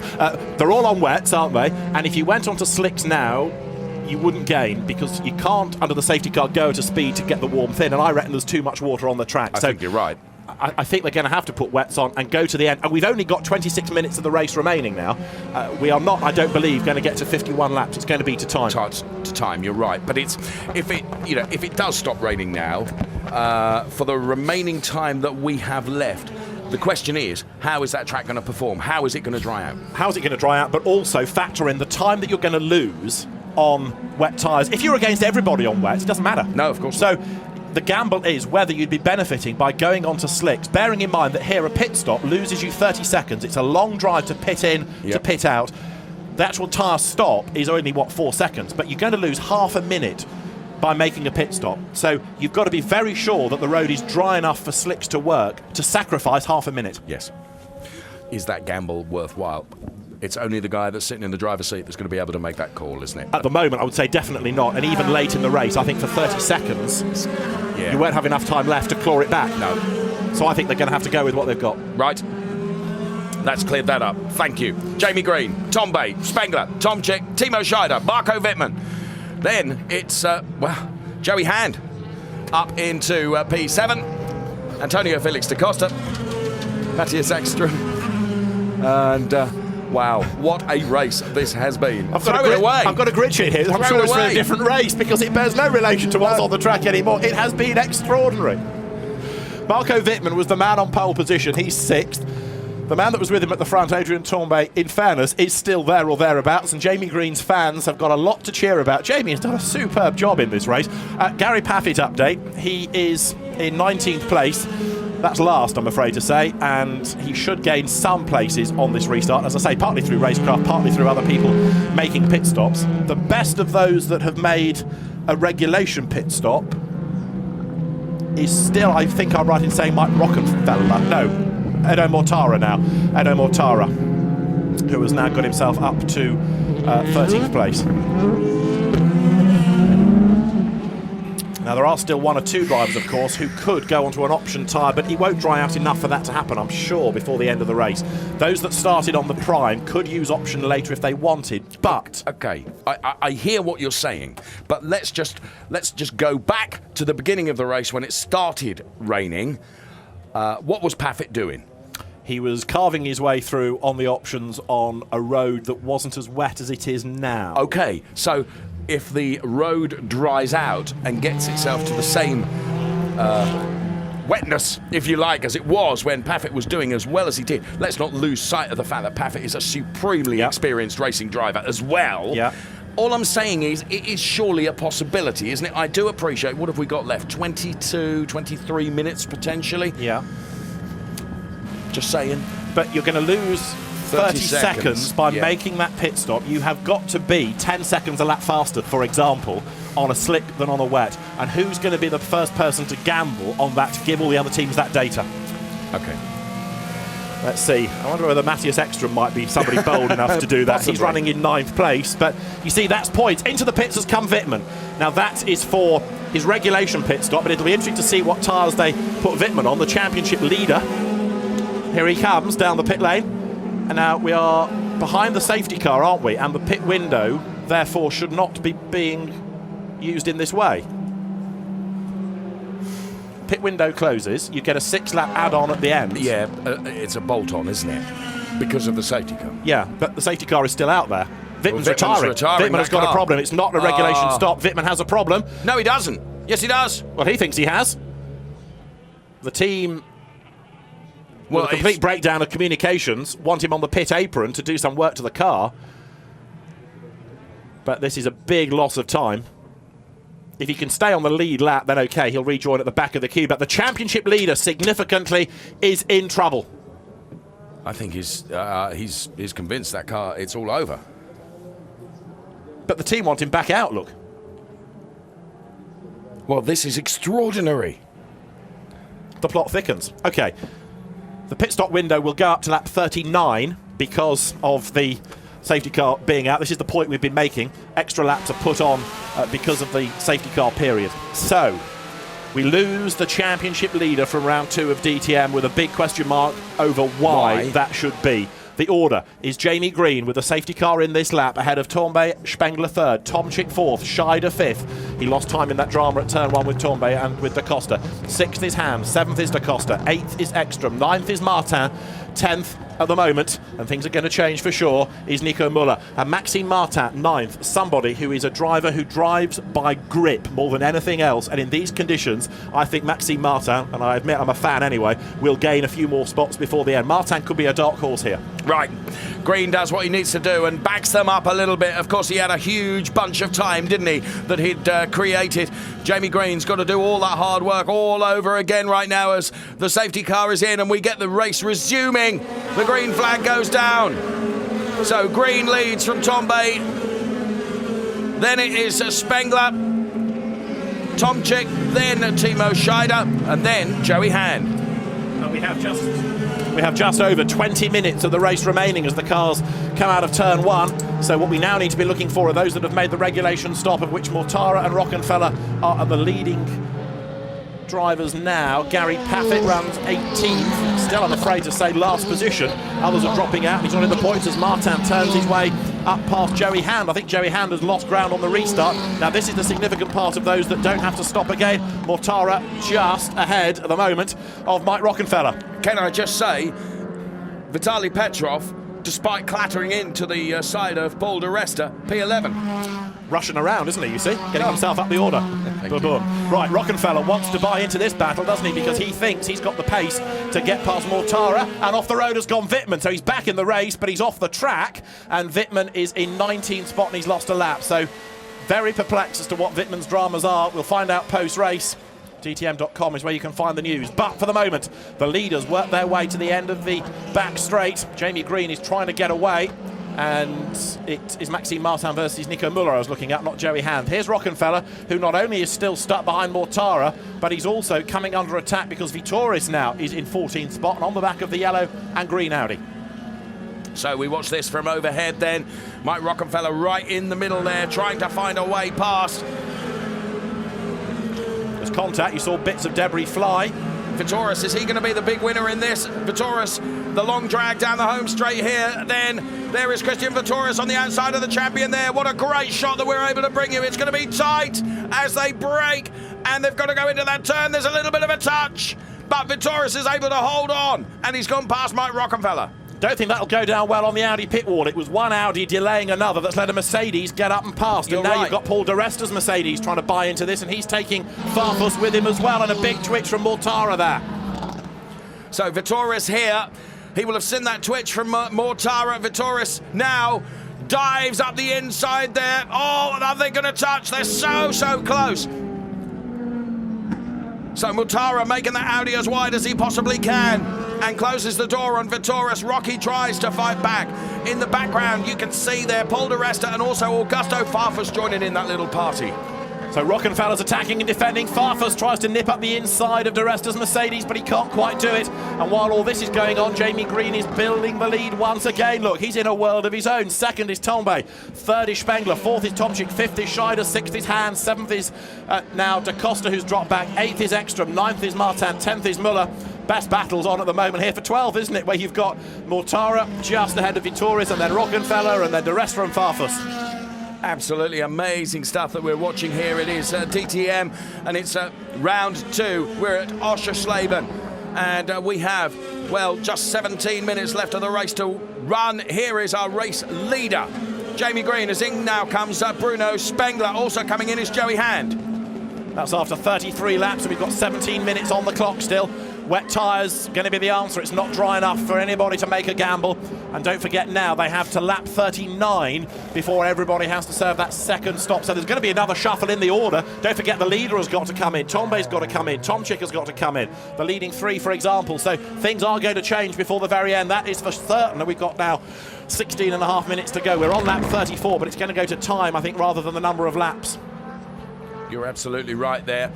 So we just saw in shot there Marco Wittmann, who goodness only knows what happened there. We saw him try and retire the car into the pit lane. The crew had got a completely different idea and he's back out on track again. Meantime, Vitoris has not been able to find his way past Mortara. So Mortara still able to hold on there. So it's Mortara, then it's Vitoris, then it's Rockefeller, then it's Paul di Resta, Farfus, and Vitaly Petrov with Gary Paffett in the mix now. What makes this battle crucial, Dave, is that none of them have to stop again under the regulations because they've all done a stop within the window. So this lot can carry on battling to the very end. They will gain places as well as others pit. But what you're seeing now is going to be crucial to the end result as they change places, and that's why there's so much commitment in this battle. This is genuine. So there is Paul di Resta, there's Farfus going through. You can see. Look who's on the back of it. Yeah, Gary Paffett. Oh, picking up some debris there as he drove through, still defending against Christian Vitoris. It's Mortara who takes a wider line into the last corner, coming up onto the pit straight as they work their way out of the Zeppelin Cat Curve, as it's known. Over the timing line comes Mortara with Vitoris going strongly. Into the pits has come Petrov, and also in has come Nico Müller now to change tyres. So heavy braking from Mortara. Vitoris not able to do anything there. He gets right alongside Mortara now, though, but it's a long way around the outside, and he's got Mike Rockefeller breathing down his neck as well. And not far behind that is Paul di Resta also. Di Resta's Mercedes just steps out a little bit at the rear. Still treacherous or difficult conditions out there for them, but now Christian Vitoris does go through. And Rockefeller tries to find a gap as well, but Vitoris has done it, so he's gone through as now he takes over the mantle of being the best place of those that have made the pit stop in the window and doesn't have to stop again therefore. So this battle, as I say, will run to the end, and this helps Vitoris working his way up the order. And don't forget, of course, that he started on wet tyres. He lost a whole chunk of time early on. Rockefeller attacking Mortara yet again, and he's got the speed, hasn't he? He's being held up by Mortara, and Audi, I suspect, should have made a call a little while ago to say Rocky's quicker, let him by. Certainly now I expect that to come from the pit wall. Yes, I think you're right. Whilst all this is going on, Paul di Resta now taking a look, so too Augusto Farfus. Rockefeller dives to the inside there, but not quite close enough to be able to make it happen. Well, whether the radio is not working or not, but he ain't getting that call, is he? Not yet, but he is now. Let's Rockefeller go. Beautifully done, because he switches back online. Defence from di Resta, who goes to the inside. Can't do it. Rockefeller's getting away. And now Mortara's job is to make that Audi as wide for di Resta as he's made it for the last couple of laps ahead of Rockefeller. Tombe has just pitted, incidentally, out of second spot. So now it's green from Tomczyk. And we're just on board there with Gary Paffett. There goes Mike Rockefeller through. And there you can see Gary Paffett just on the back of that bunch of 6 cars there. So on board with Gary Paffett, who, interestingly, whether it's indicative of the spray that's being thrown up from the cars in front, has now got his wipers on intermittent. There's Tombe rejoining the race. Pit stop done. And has he stayed ahead of Spengler? If he has, he's kept track position on that pit stop, which is crucial. What we also need to see is where Tombe has slotted in relative to Vitoris. Where that battle is, that I keep banging on about being good to go to the end. That's crucial that these people now making a pit stop come out ahead of it. They should do, given the time. But, you know, you're talking about 30 seconds, so it's actually a bit doubtful. Let's have a look at the end of this lap. There's Maxime Martin. Right, there is Mike Rockefeller. Ahead of him is Vitoris. So I think this is going to be the battle for the lead, because if a pit stop's going to take you 30 seconds and Jamie Green to Christian Vitoris is 16.6, Vitoris could win this.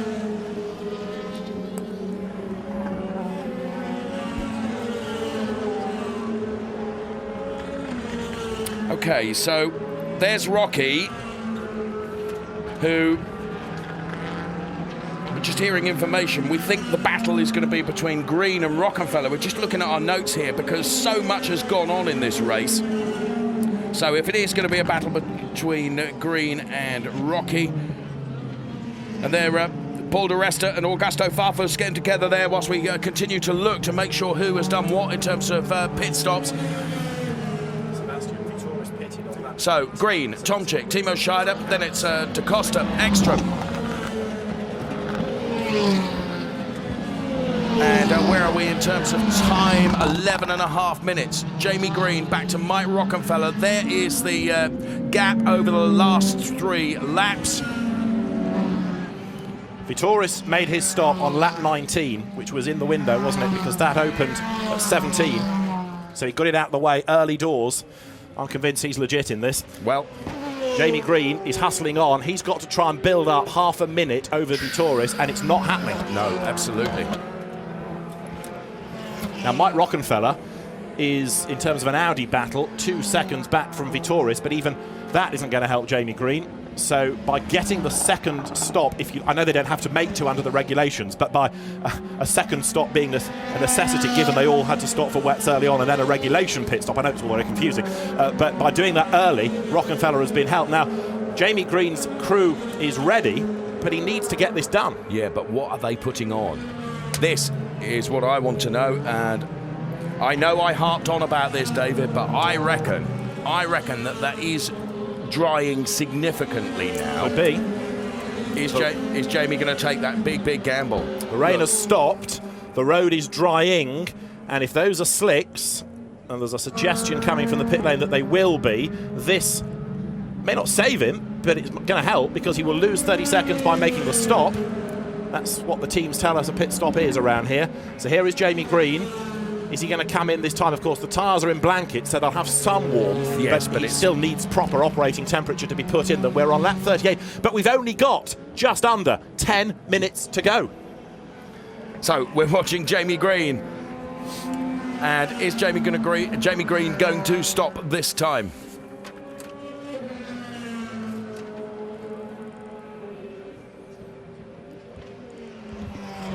Now, Jamie Green started on the option tyre. You can use the option tyre for 25 laps maximum. He has still got an opportunity to put the options back on and get to the end of that 25 lap period that you're allowed to use them for.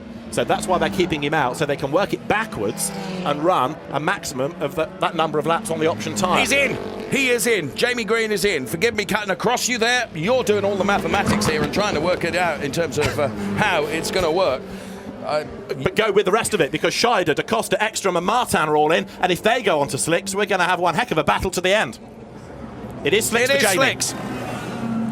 And not only is it slicks, but options as well. Green goes, and that was so close. I really thought there was going to be a collision there.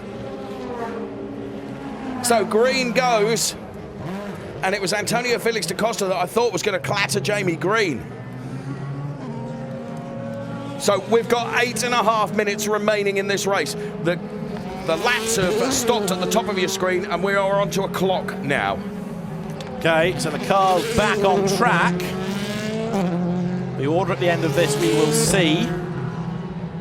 And there is Maxime Martin rejoining. There is Scheider, who is ahead of Da Costa. So that stays. Tombay is behind them, so Tombay has lost out on the pit stop. Jamie Green has hung on in there, look, ahead of Timo Scheider. For the moment, Martin Tomczyk leads the way, but he has got to stop again. So then, with just under 8 minutes left to run. Now, I know you've got your eyes focused on the timing screen there, because once Jamie Green does get those tyres up to operating temperature, as he gets a very sideways moment there, the yellow band around those tyres tells us it's the option tyre, which of course he is now allowed to run to the end of the race, because you're only allowed to use them for a duration. And Jamie was within that duration as Nico Müller has an off, but gets going once again. Tomczyk is in the pit lane as the notional race leader, and he's gone to the very end of the window. Now Vitoris leads the race. He's 1.2 seconds ahead of Mike Rockenfeller, and Rockenfeller is lapping quicker. So the battle to win the race is on track between Vitoris and Rockenfeller, and a Mercedes could win the race. I'm almost speechless. What a race!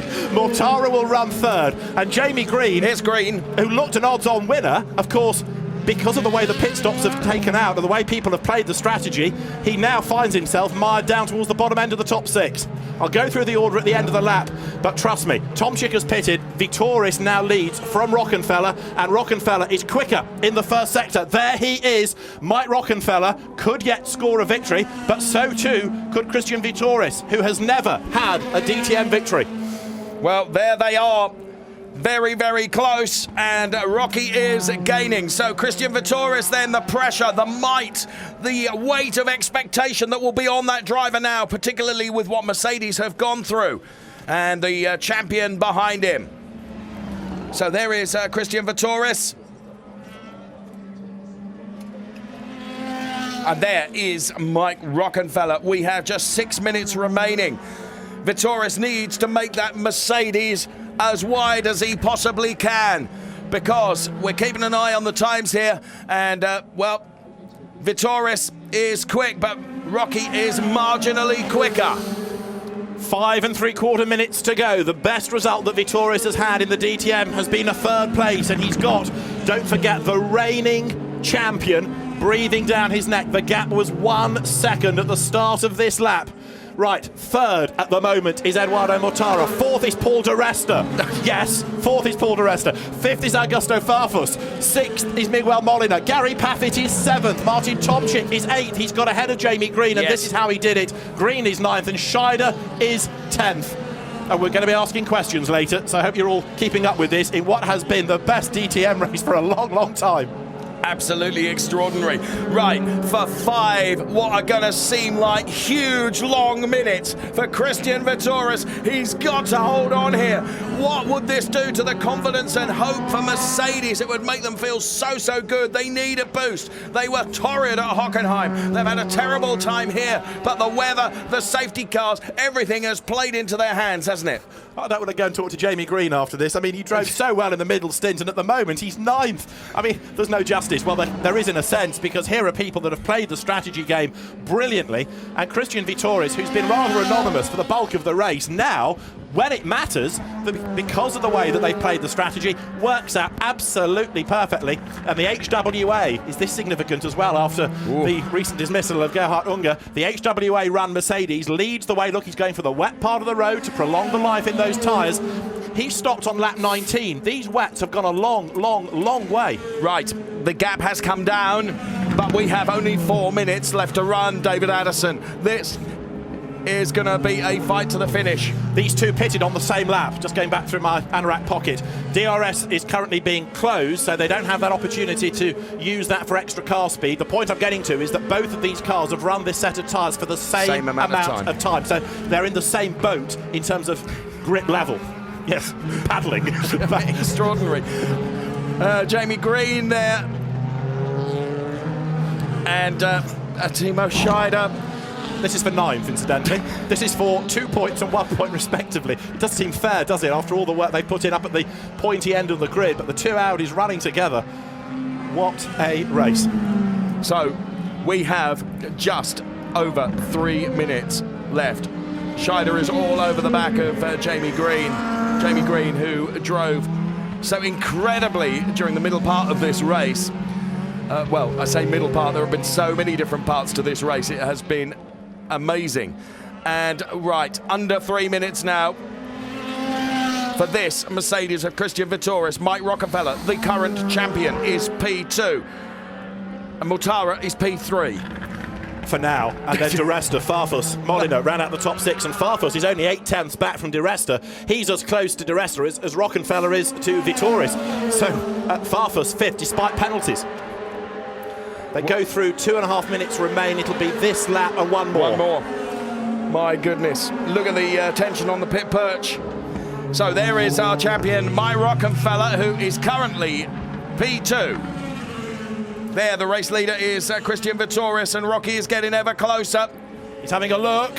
He's trying to not only find a gap, but he's also trying to assess the grip levels, isn't he, and work out where he can push, because really, he's going to get one chance at this. Yes. But bear in mind that Christian Vittoris has overtaken Rockenfeller within this stint, and that surely says something about the way that Mercedes is set up. Perhaps so. Yes, perhaps so. And, well, Vittoris with under 2 minutes left to run. He will be ever conscious of the fact that Rocky is lurking. He started 16th on the grid, Christian Vittoris. But next time we have a qualifying session, you can take it with a pinch of obligatory salt, I think, because for this race, it's proved very little at all. Rockenfeller, bear in mind, started 5th. But Vittoris just, I know it's only 0.6 of a second, this gap, but he just seems to have everything under control. Yes, he does. When he needs to push, he can just eke it out a fraction more. Well, Christian Vittoris, then it's Mike Rockenfeller. Rocky running just a little bit wider than Vitoris did as we get the last lap board. Right, can Vitoris hold on for one more lap? Rocky is going to turn the wick up now. He knows it's got to be a last lap lunge, doesn't he? And he's going to get one shot at it. He can't try at every corner. He's going to, I think, have one go, and he needs to be really confident late on the brakes. That's why he wants to know where the grip is. The emotion is the same. Tension at Mercedes, tension at Audi. Vitoris could well be the hero of the race for sure, not only by winning, but by giving Mercedes this massive shot in the arm that it needs. But Mike Rockenfeller is upholding Audi's honour.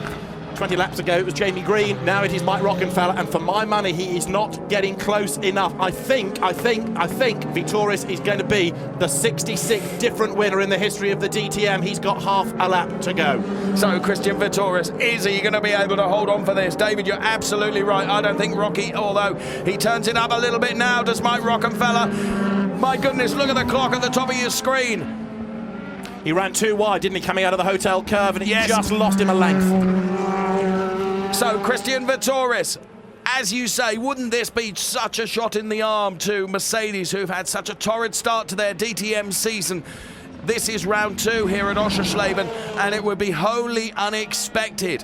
But for Mercedes to take the victory, it's possible because Mercedes are leading. There is our leading man, Christian Vitoris. Mike Rockenfeller is right on him now, though.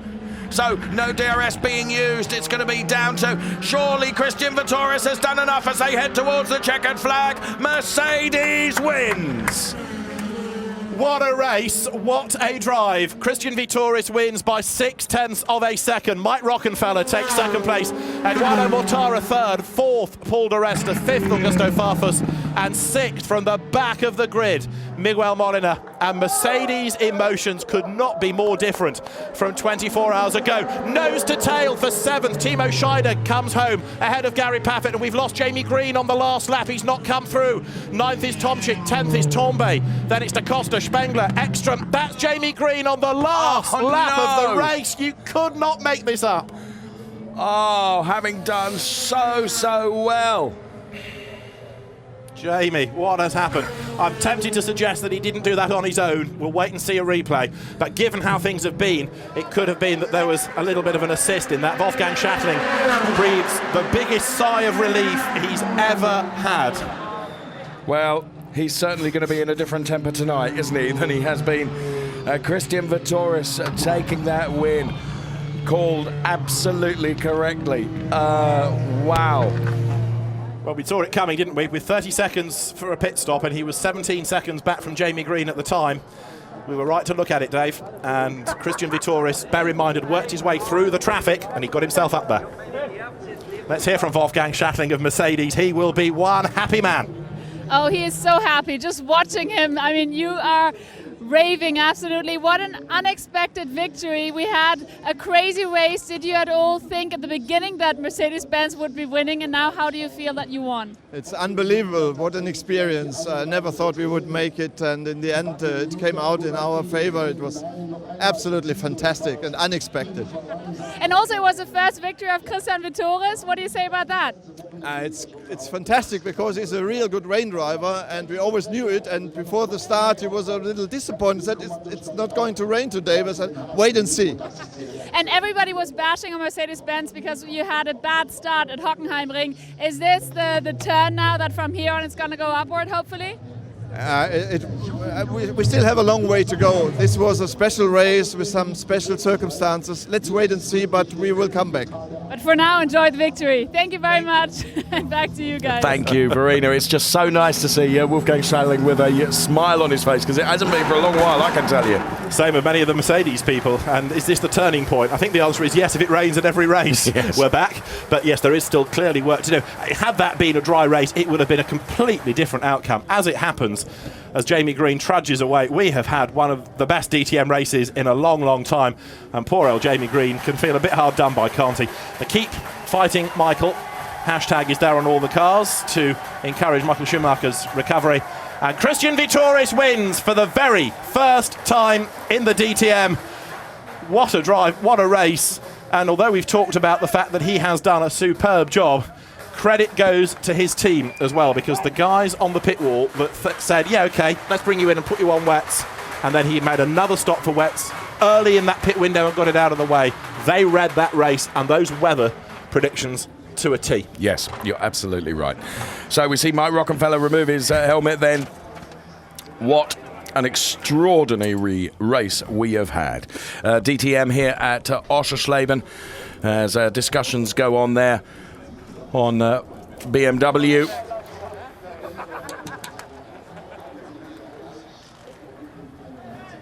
And here comes Christian to enjoy more of those moments. And wow. But the thought of us saying Mercedes wins after what we'd had in qualifying yesterday is just extraordinary, because we didn't have a single Mercedes get into Q2. Sorry, into Q1, I should say. We lost some in Q3, hadn't we? In Q1, but we got the bulk bumped out after Q2. And so to have a Mercedes victorious now is just extraordinary. And Christian Vittorius, who we always knew was quick, has underlined the point. Great defensive driving as well, with Mike Rockenfeller behind. You made the point. You've got the former Le Mans winner and the reigning champion breathing down your neck. Christian Vittorius the winner by just over 0.6 of a second. And Christian Vittorius then, confirmation he takes the win from Mike Rockenfeller. Edo Mortara, P3. Paul Di Resta, P4. What a result for Paul. His return to DTM, Augusto Farfus, P5. Then it was Molina, Scheider, Paffett, P8. Then Tomczyk, Tombe, Antonio Felix da Costa, Spengler, Ekstrom. Then Maxime Martin, Joey Hand, Nico Muller, Vitaly Petrov. Words fail me. You will not see a more dramatic race, I wouldn't have thought. Christian Vittorius, who was always a good peddler in single-seaters, runner-up in the F3 Euro Series, for example, now proving his worth in a touring car.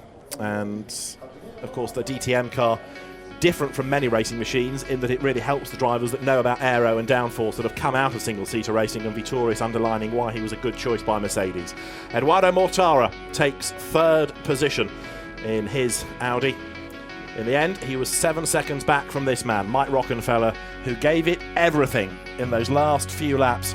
And had he not been held up early on by Mortara in that third stint and lost a place to Vittorius, it could have been a different story altogether. Mortara may not be the most popular man in Audi, but this man is certainly a hero as far as Mercedes is concerned. His first victory in the DTM. Christian Vittorius turns around the fortunes of a manufacturer that yesterday had all of its mechanics seemingly on suicide watch because they've won a race by 0.6 of a second. Mercedes victorious at Oschersleben. And there we can see just how happy they were in that garage. Dr. Wolfgang Ulrich is with Verena now. What a really dramatic race, crazy. I mean, it was a jungle out there. And then, Audi was pushing so hard. However, now Rocky in P2 and Mortara in P3. How do you feel about the outcome? Yeah, the outcome was very much as well defined by the base cars. I think everybody could see that all our cars had a really good performance. Good to have two cars on the podium, for sure. But I think today more would have been easily possible. But sometimes you have to gamble, and sometimes the gamble works out. But I think it's important for us to see that we have really a strong squad, and all the cars have been running very well. It's, for me, a good chance to look into a good season, and I hope that we can bring the results that we have seen, that we have a good base for. All right. Thank you very much, Dr. Ulrich, and back to you. Thank you very much, Verena. So Dr. Wolfgang Ulrich then saying how he feels as we see Christian Vittorius there. I think Wolfgang Ulrich can be very content with that because he has proved that the Audis have got the pace. Yes. He knows that it was a freak race given the conditions for Mercedes, but he's also a racer at heart. And if he has to lose, I think he'd quite like to lose in a race like that. Drivers' Championship then, Mike Rockenfeller at the top of the points with 30. Then it is Christian Vittorius on 25 points with Marco Wittmann tied, same number of points. Then it's Matthias Ekstrom. Then we see Tombe, Mortara, Farfus, and Paul Di Resta is 8th in the points with Timo Glock 9th and Miguel Molina in 10th place in the Drivers' Championship. Round 2 of the DTM then here at Oschersleben. Well, I can't wait for Hungaroring at the beginning of June, I can tell you. Well, it's a circuit the current generation of car hasn't been to. The championship has been there in the past, but not for a long, long time. It's another very different circuit. Whether or not the rain has been ordered for that weekend, I'm not sure, but I suspect that Wolfgang Schattling would have already been on the phone to try and organise it if possible, because as he's congratulated by Jens Marquardt, what a race that has been. And okay, as I say, it's been a freak result in many ways because of the nature of the rain coming and the way that people had to read the strategy. But Christian Vitoris drove a superb race. Bear in mind, he'd only been on the podium once before, and that was on the third step, and now he is a winner. And for a manufacturer which was really struggling yesterday, they're slightly in disbelief, all of these guys. Yes, I think you're right. But it is the boost that they so need, isn't it? And as Schattling said, it's not all over yet. We've still got an awful lot of work to do, but actually this is just a nice little cheer up for us, isn't it? And what it is for that guy and his confidence will be, exceptional, won't it? So the drivers making their way to the winner's room behind the podium, ready for the celebrations. And in a few moments' time, the presentation party will be made ready. There should also be, I think, Fabian Jung to represent HWA now that Christian Vitoris has taken his first victory. And there is Mike Rockenfeller. There is a happy, if slightly bemused, Christian Vitoris. Like, really? Yeah. I won it? Yes, I think you're right. And Edo Mortara will be there as well. So I think we are almost ready to get the drivers out onto the podium. And round 2 of the DTM has certainly delivered action, certainly delivered a jumbled result compared to the grid. And the beer is open already. Yes. Who can blame? So there should be an enormous cheer, I think, when out comes Christian Vitoris. The drivers are ready. Audi management ruefully think about a second and a third in that race, but it could have been different. I still think that Mortara was responsible for delaying Rockenfeller, and that gave Vitoris that chance, and without that, could have been a different story. We saw the change happen ultimately that kept them ahead of De Resta, but I think they should have done it sooner. Anyway, what's done is done. There, the top 3 drivers. The 2 Audi representatives, Mike Rockenfeller for second and Edo Mortara for third. But the winner of round 2 is Christian Vitoris, and Fabian Jung of HWA AG is there as well to represent the winning team, as we now have the national anthem for Christian Vitoris.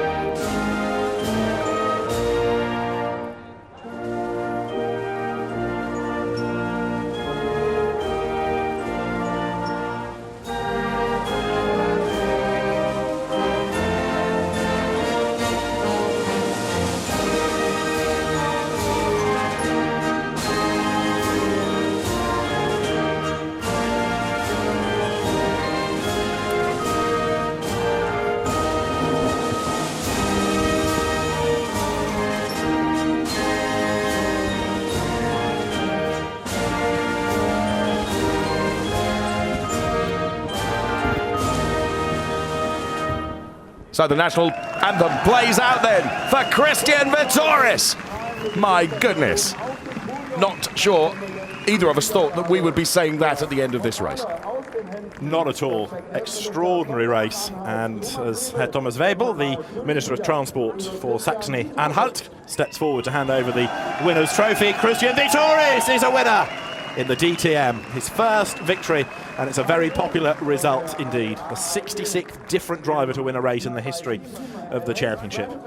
For second place, we will have the trophy soon, but first of all, it is Fabian Jung who receives the trophy as the winning constructor from Manfred Sandbichler, the Hankook Motorsport Director of Europe. Hankook tyres, of course, are on every car, and they've certainly got through a fair number of them in that race. The second place trophy is handed by Thomas Voss, the Managing Director for Motorsport Arena Oschersleben GmbH. And then at the other end of the podium, Jürgen Riedemann will step forward to hand over the trophy to Eduardo Mortara, and he is the sporting director of the ADAC in this region. So the drivers have their trophies. Dieter Gass sees 2 of his 3 drivers on the podium, but not quite on the step he wanted. No. And we will now have the drivers together for photographs. And then the Henkel Trocken is at the feet of the drivers.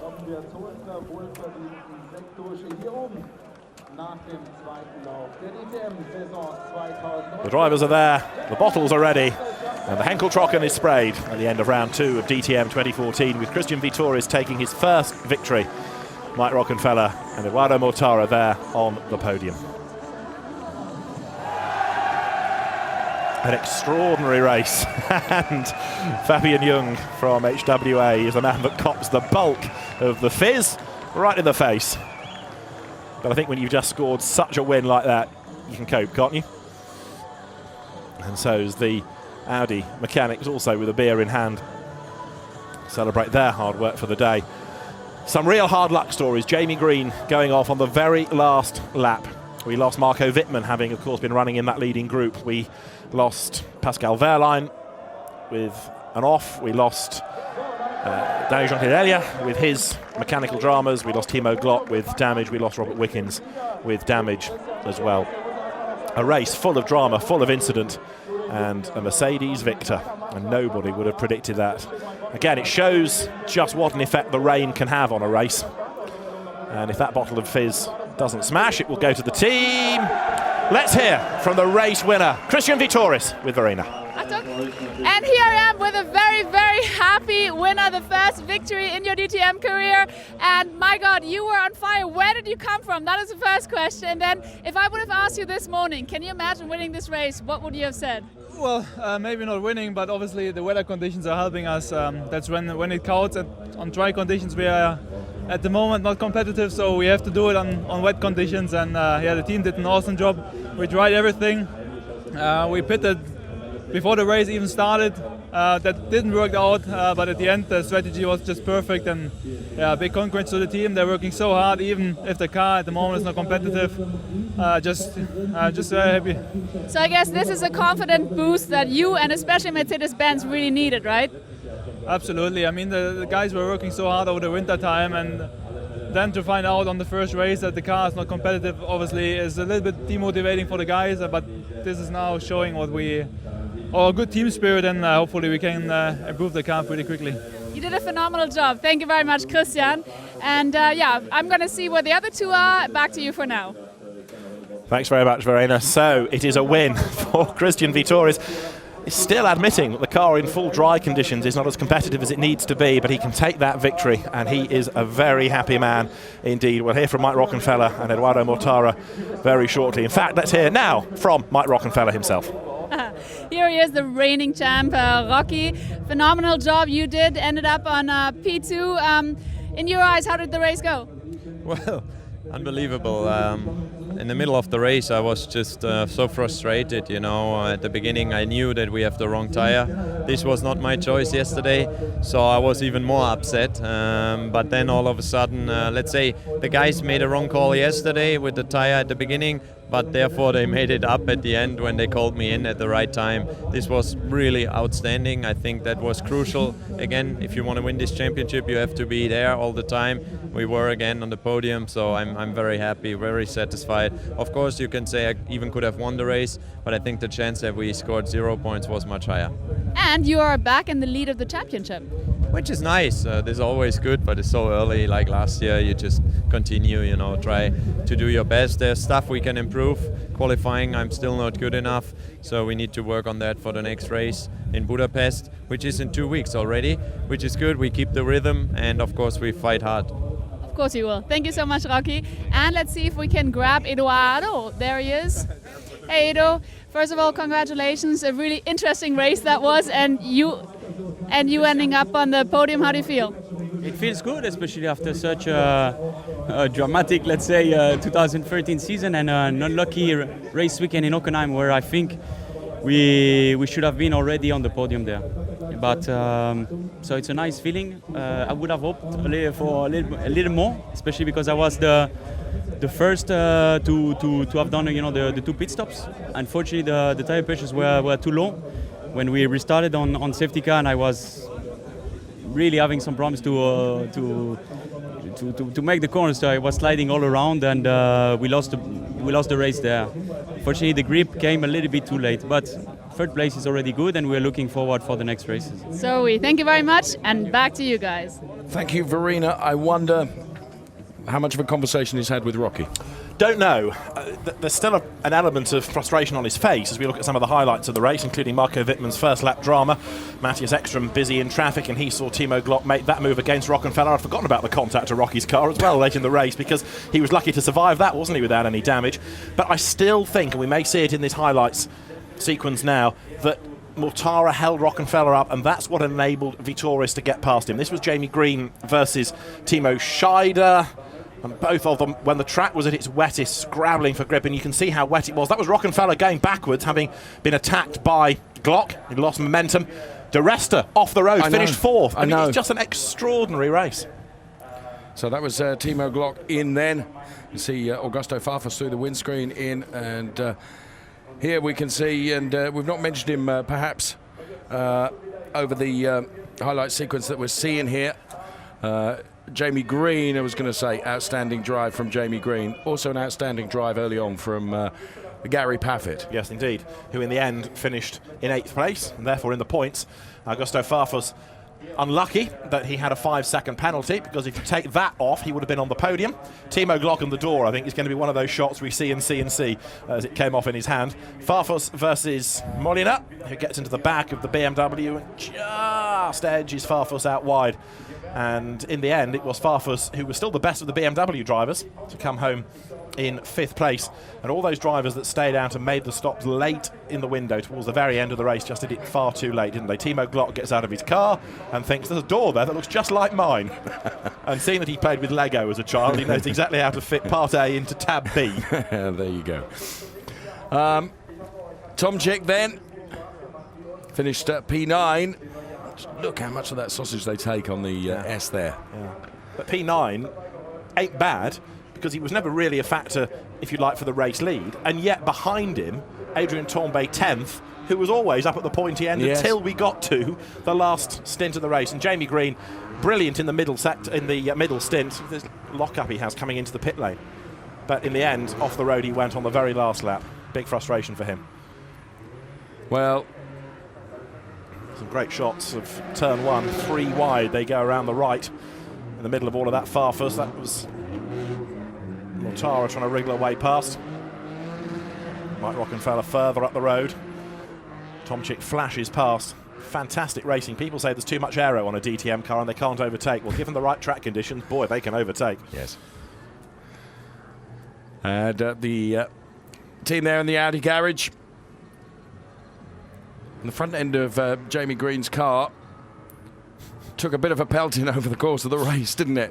I love it, the fact that they spend hours in wind tunnels. They spend hours doing free practice to try and get the aero sorted, and then they rub like that and destroy it. And that was Jamie seemingly on his own. Now, was that incident caused by a loss of aero? Hard to gauge in the sequence of those pictures. That was Molina being elbowed out by Joey Hand, a helping hand, I think that was. So he straight lines the chicane. That was on one of the restarts when the road was at its wettest. But this is going to be the defining moment, isn't it? A Mercedes winning out of nowhere. Look at it's just the sigh of relief, isn't it, David? Absolutely. Relief, bewilderment and delight from the engineers as after all of their travails, Christian Vitoris comes home. And if we were to have said, oh, by the way, Mercedes won out of nowhere at Oschersleben, you might say, oh, was it Jamie Green? Or, sorry, was it Gary Paffett? Yes. As somebody who has been a stalwart Mercedes racer. But to have Vitoris take his first win just makes it even more surreal. Yes. Still intrigued to know what happened to Marco Wittmann, because he made that pit stop that seemed to be full of confusion. Yeah, he was retiring the car, wasn't he? He drove it into the garage, and the crew said, no.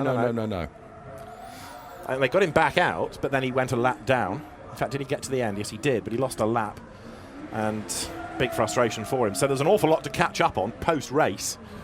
Those that are out of the points Felix da Costa, Spengler, Ekstrom, Martin, so much for my prediction about him coming good on a wet road, Hand, Muller and Petrov of those that finished.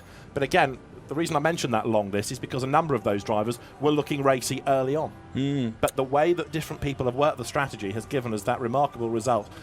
Mike Rockenfeller, interesting to hear him saying that it wasn't his choice to start on the hard tyre and that he didn't agree with it. Interesting. Begs the question, whose decision was it? Why can't the driver influence it? But one school of thought is that you should go the option tyre in the second stint, because if there's been a safety car, you need them on at the end when everything's bunched up. If you do them at the start and there's a safety car, it's a real gamble. It's more of a gamble at the start. But yet increasingly, drivers seem to want them in the first stint. I know this has been a rogue race because of the weather and safety cars, so you can't read too much into a pattern of how to use the tyres yet. But it's interesting that drivers seem to prefer to use them in that first stint. Well, we'll see how the season develops, won't we? Get a nice aerial shot of the Oschersleben circuit here. We're, I guess, a couple of hours from Berlin. We're betwixt Berlin and Hanover, really. And this circuit, which, as you so described, is shaped like a sort of bent paperclip, really, isn't it? It's a challenging circuit, that's for sure. Absolutely, it's about downforce. So different to Hockenheim. It's such a different venue from Hockenheim, where the championship has been, or indeed the next stop, which is the Hungaroring, which is a circuit which people in Formula 1 say is hard to overtake around. It may be the same for a DTM car, but of course they have absolutely no data on which to rely, so that's going to be a fascinating race.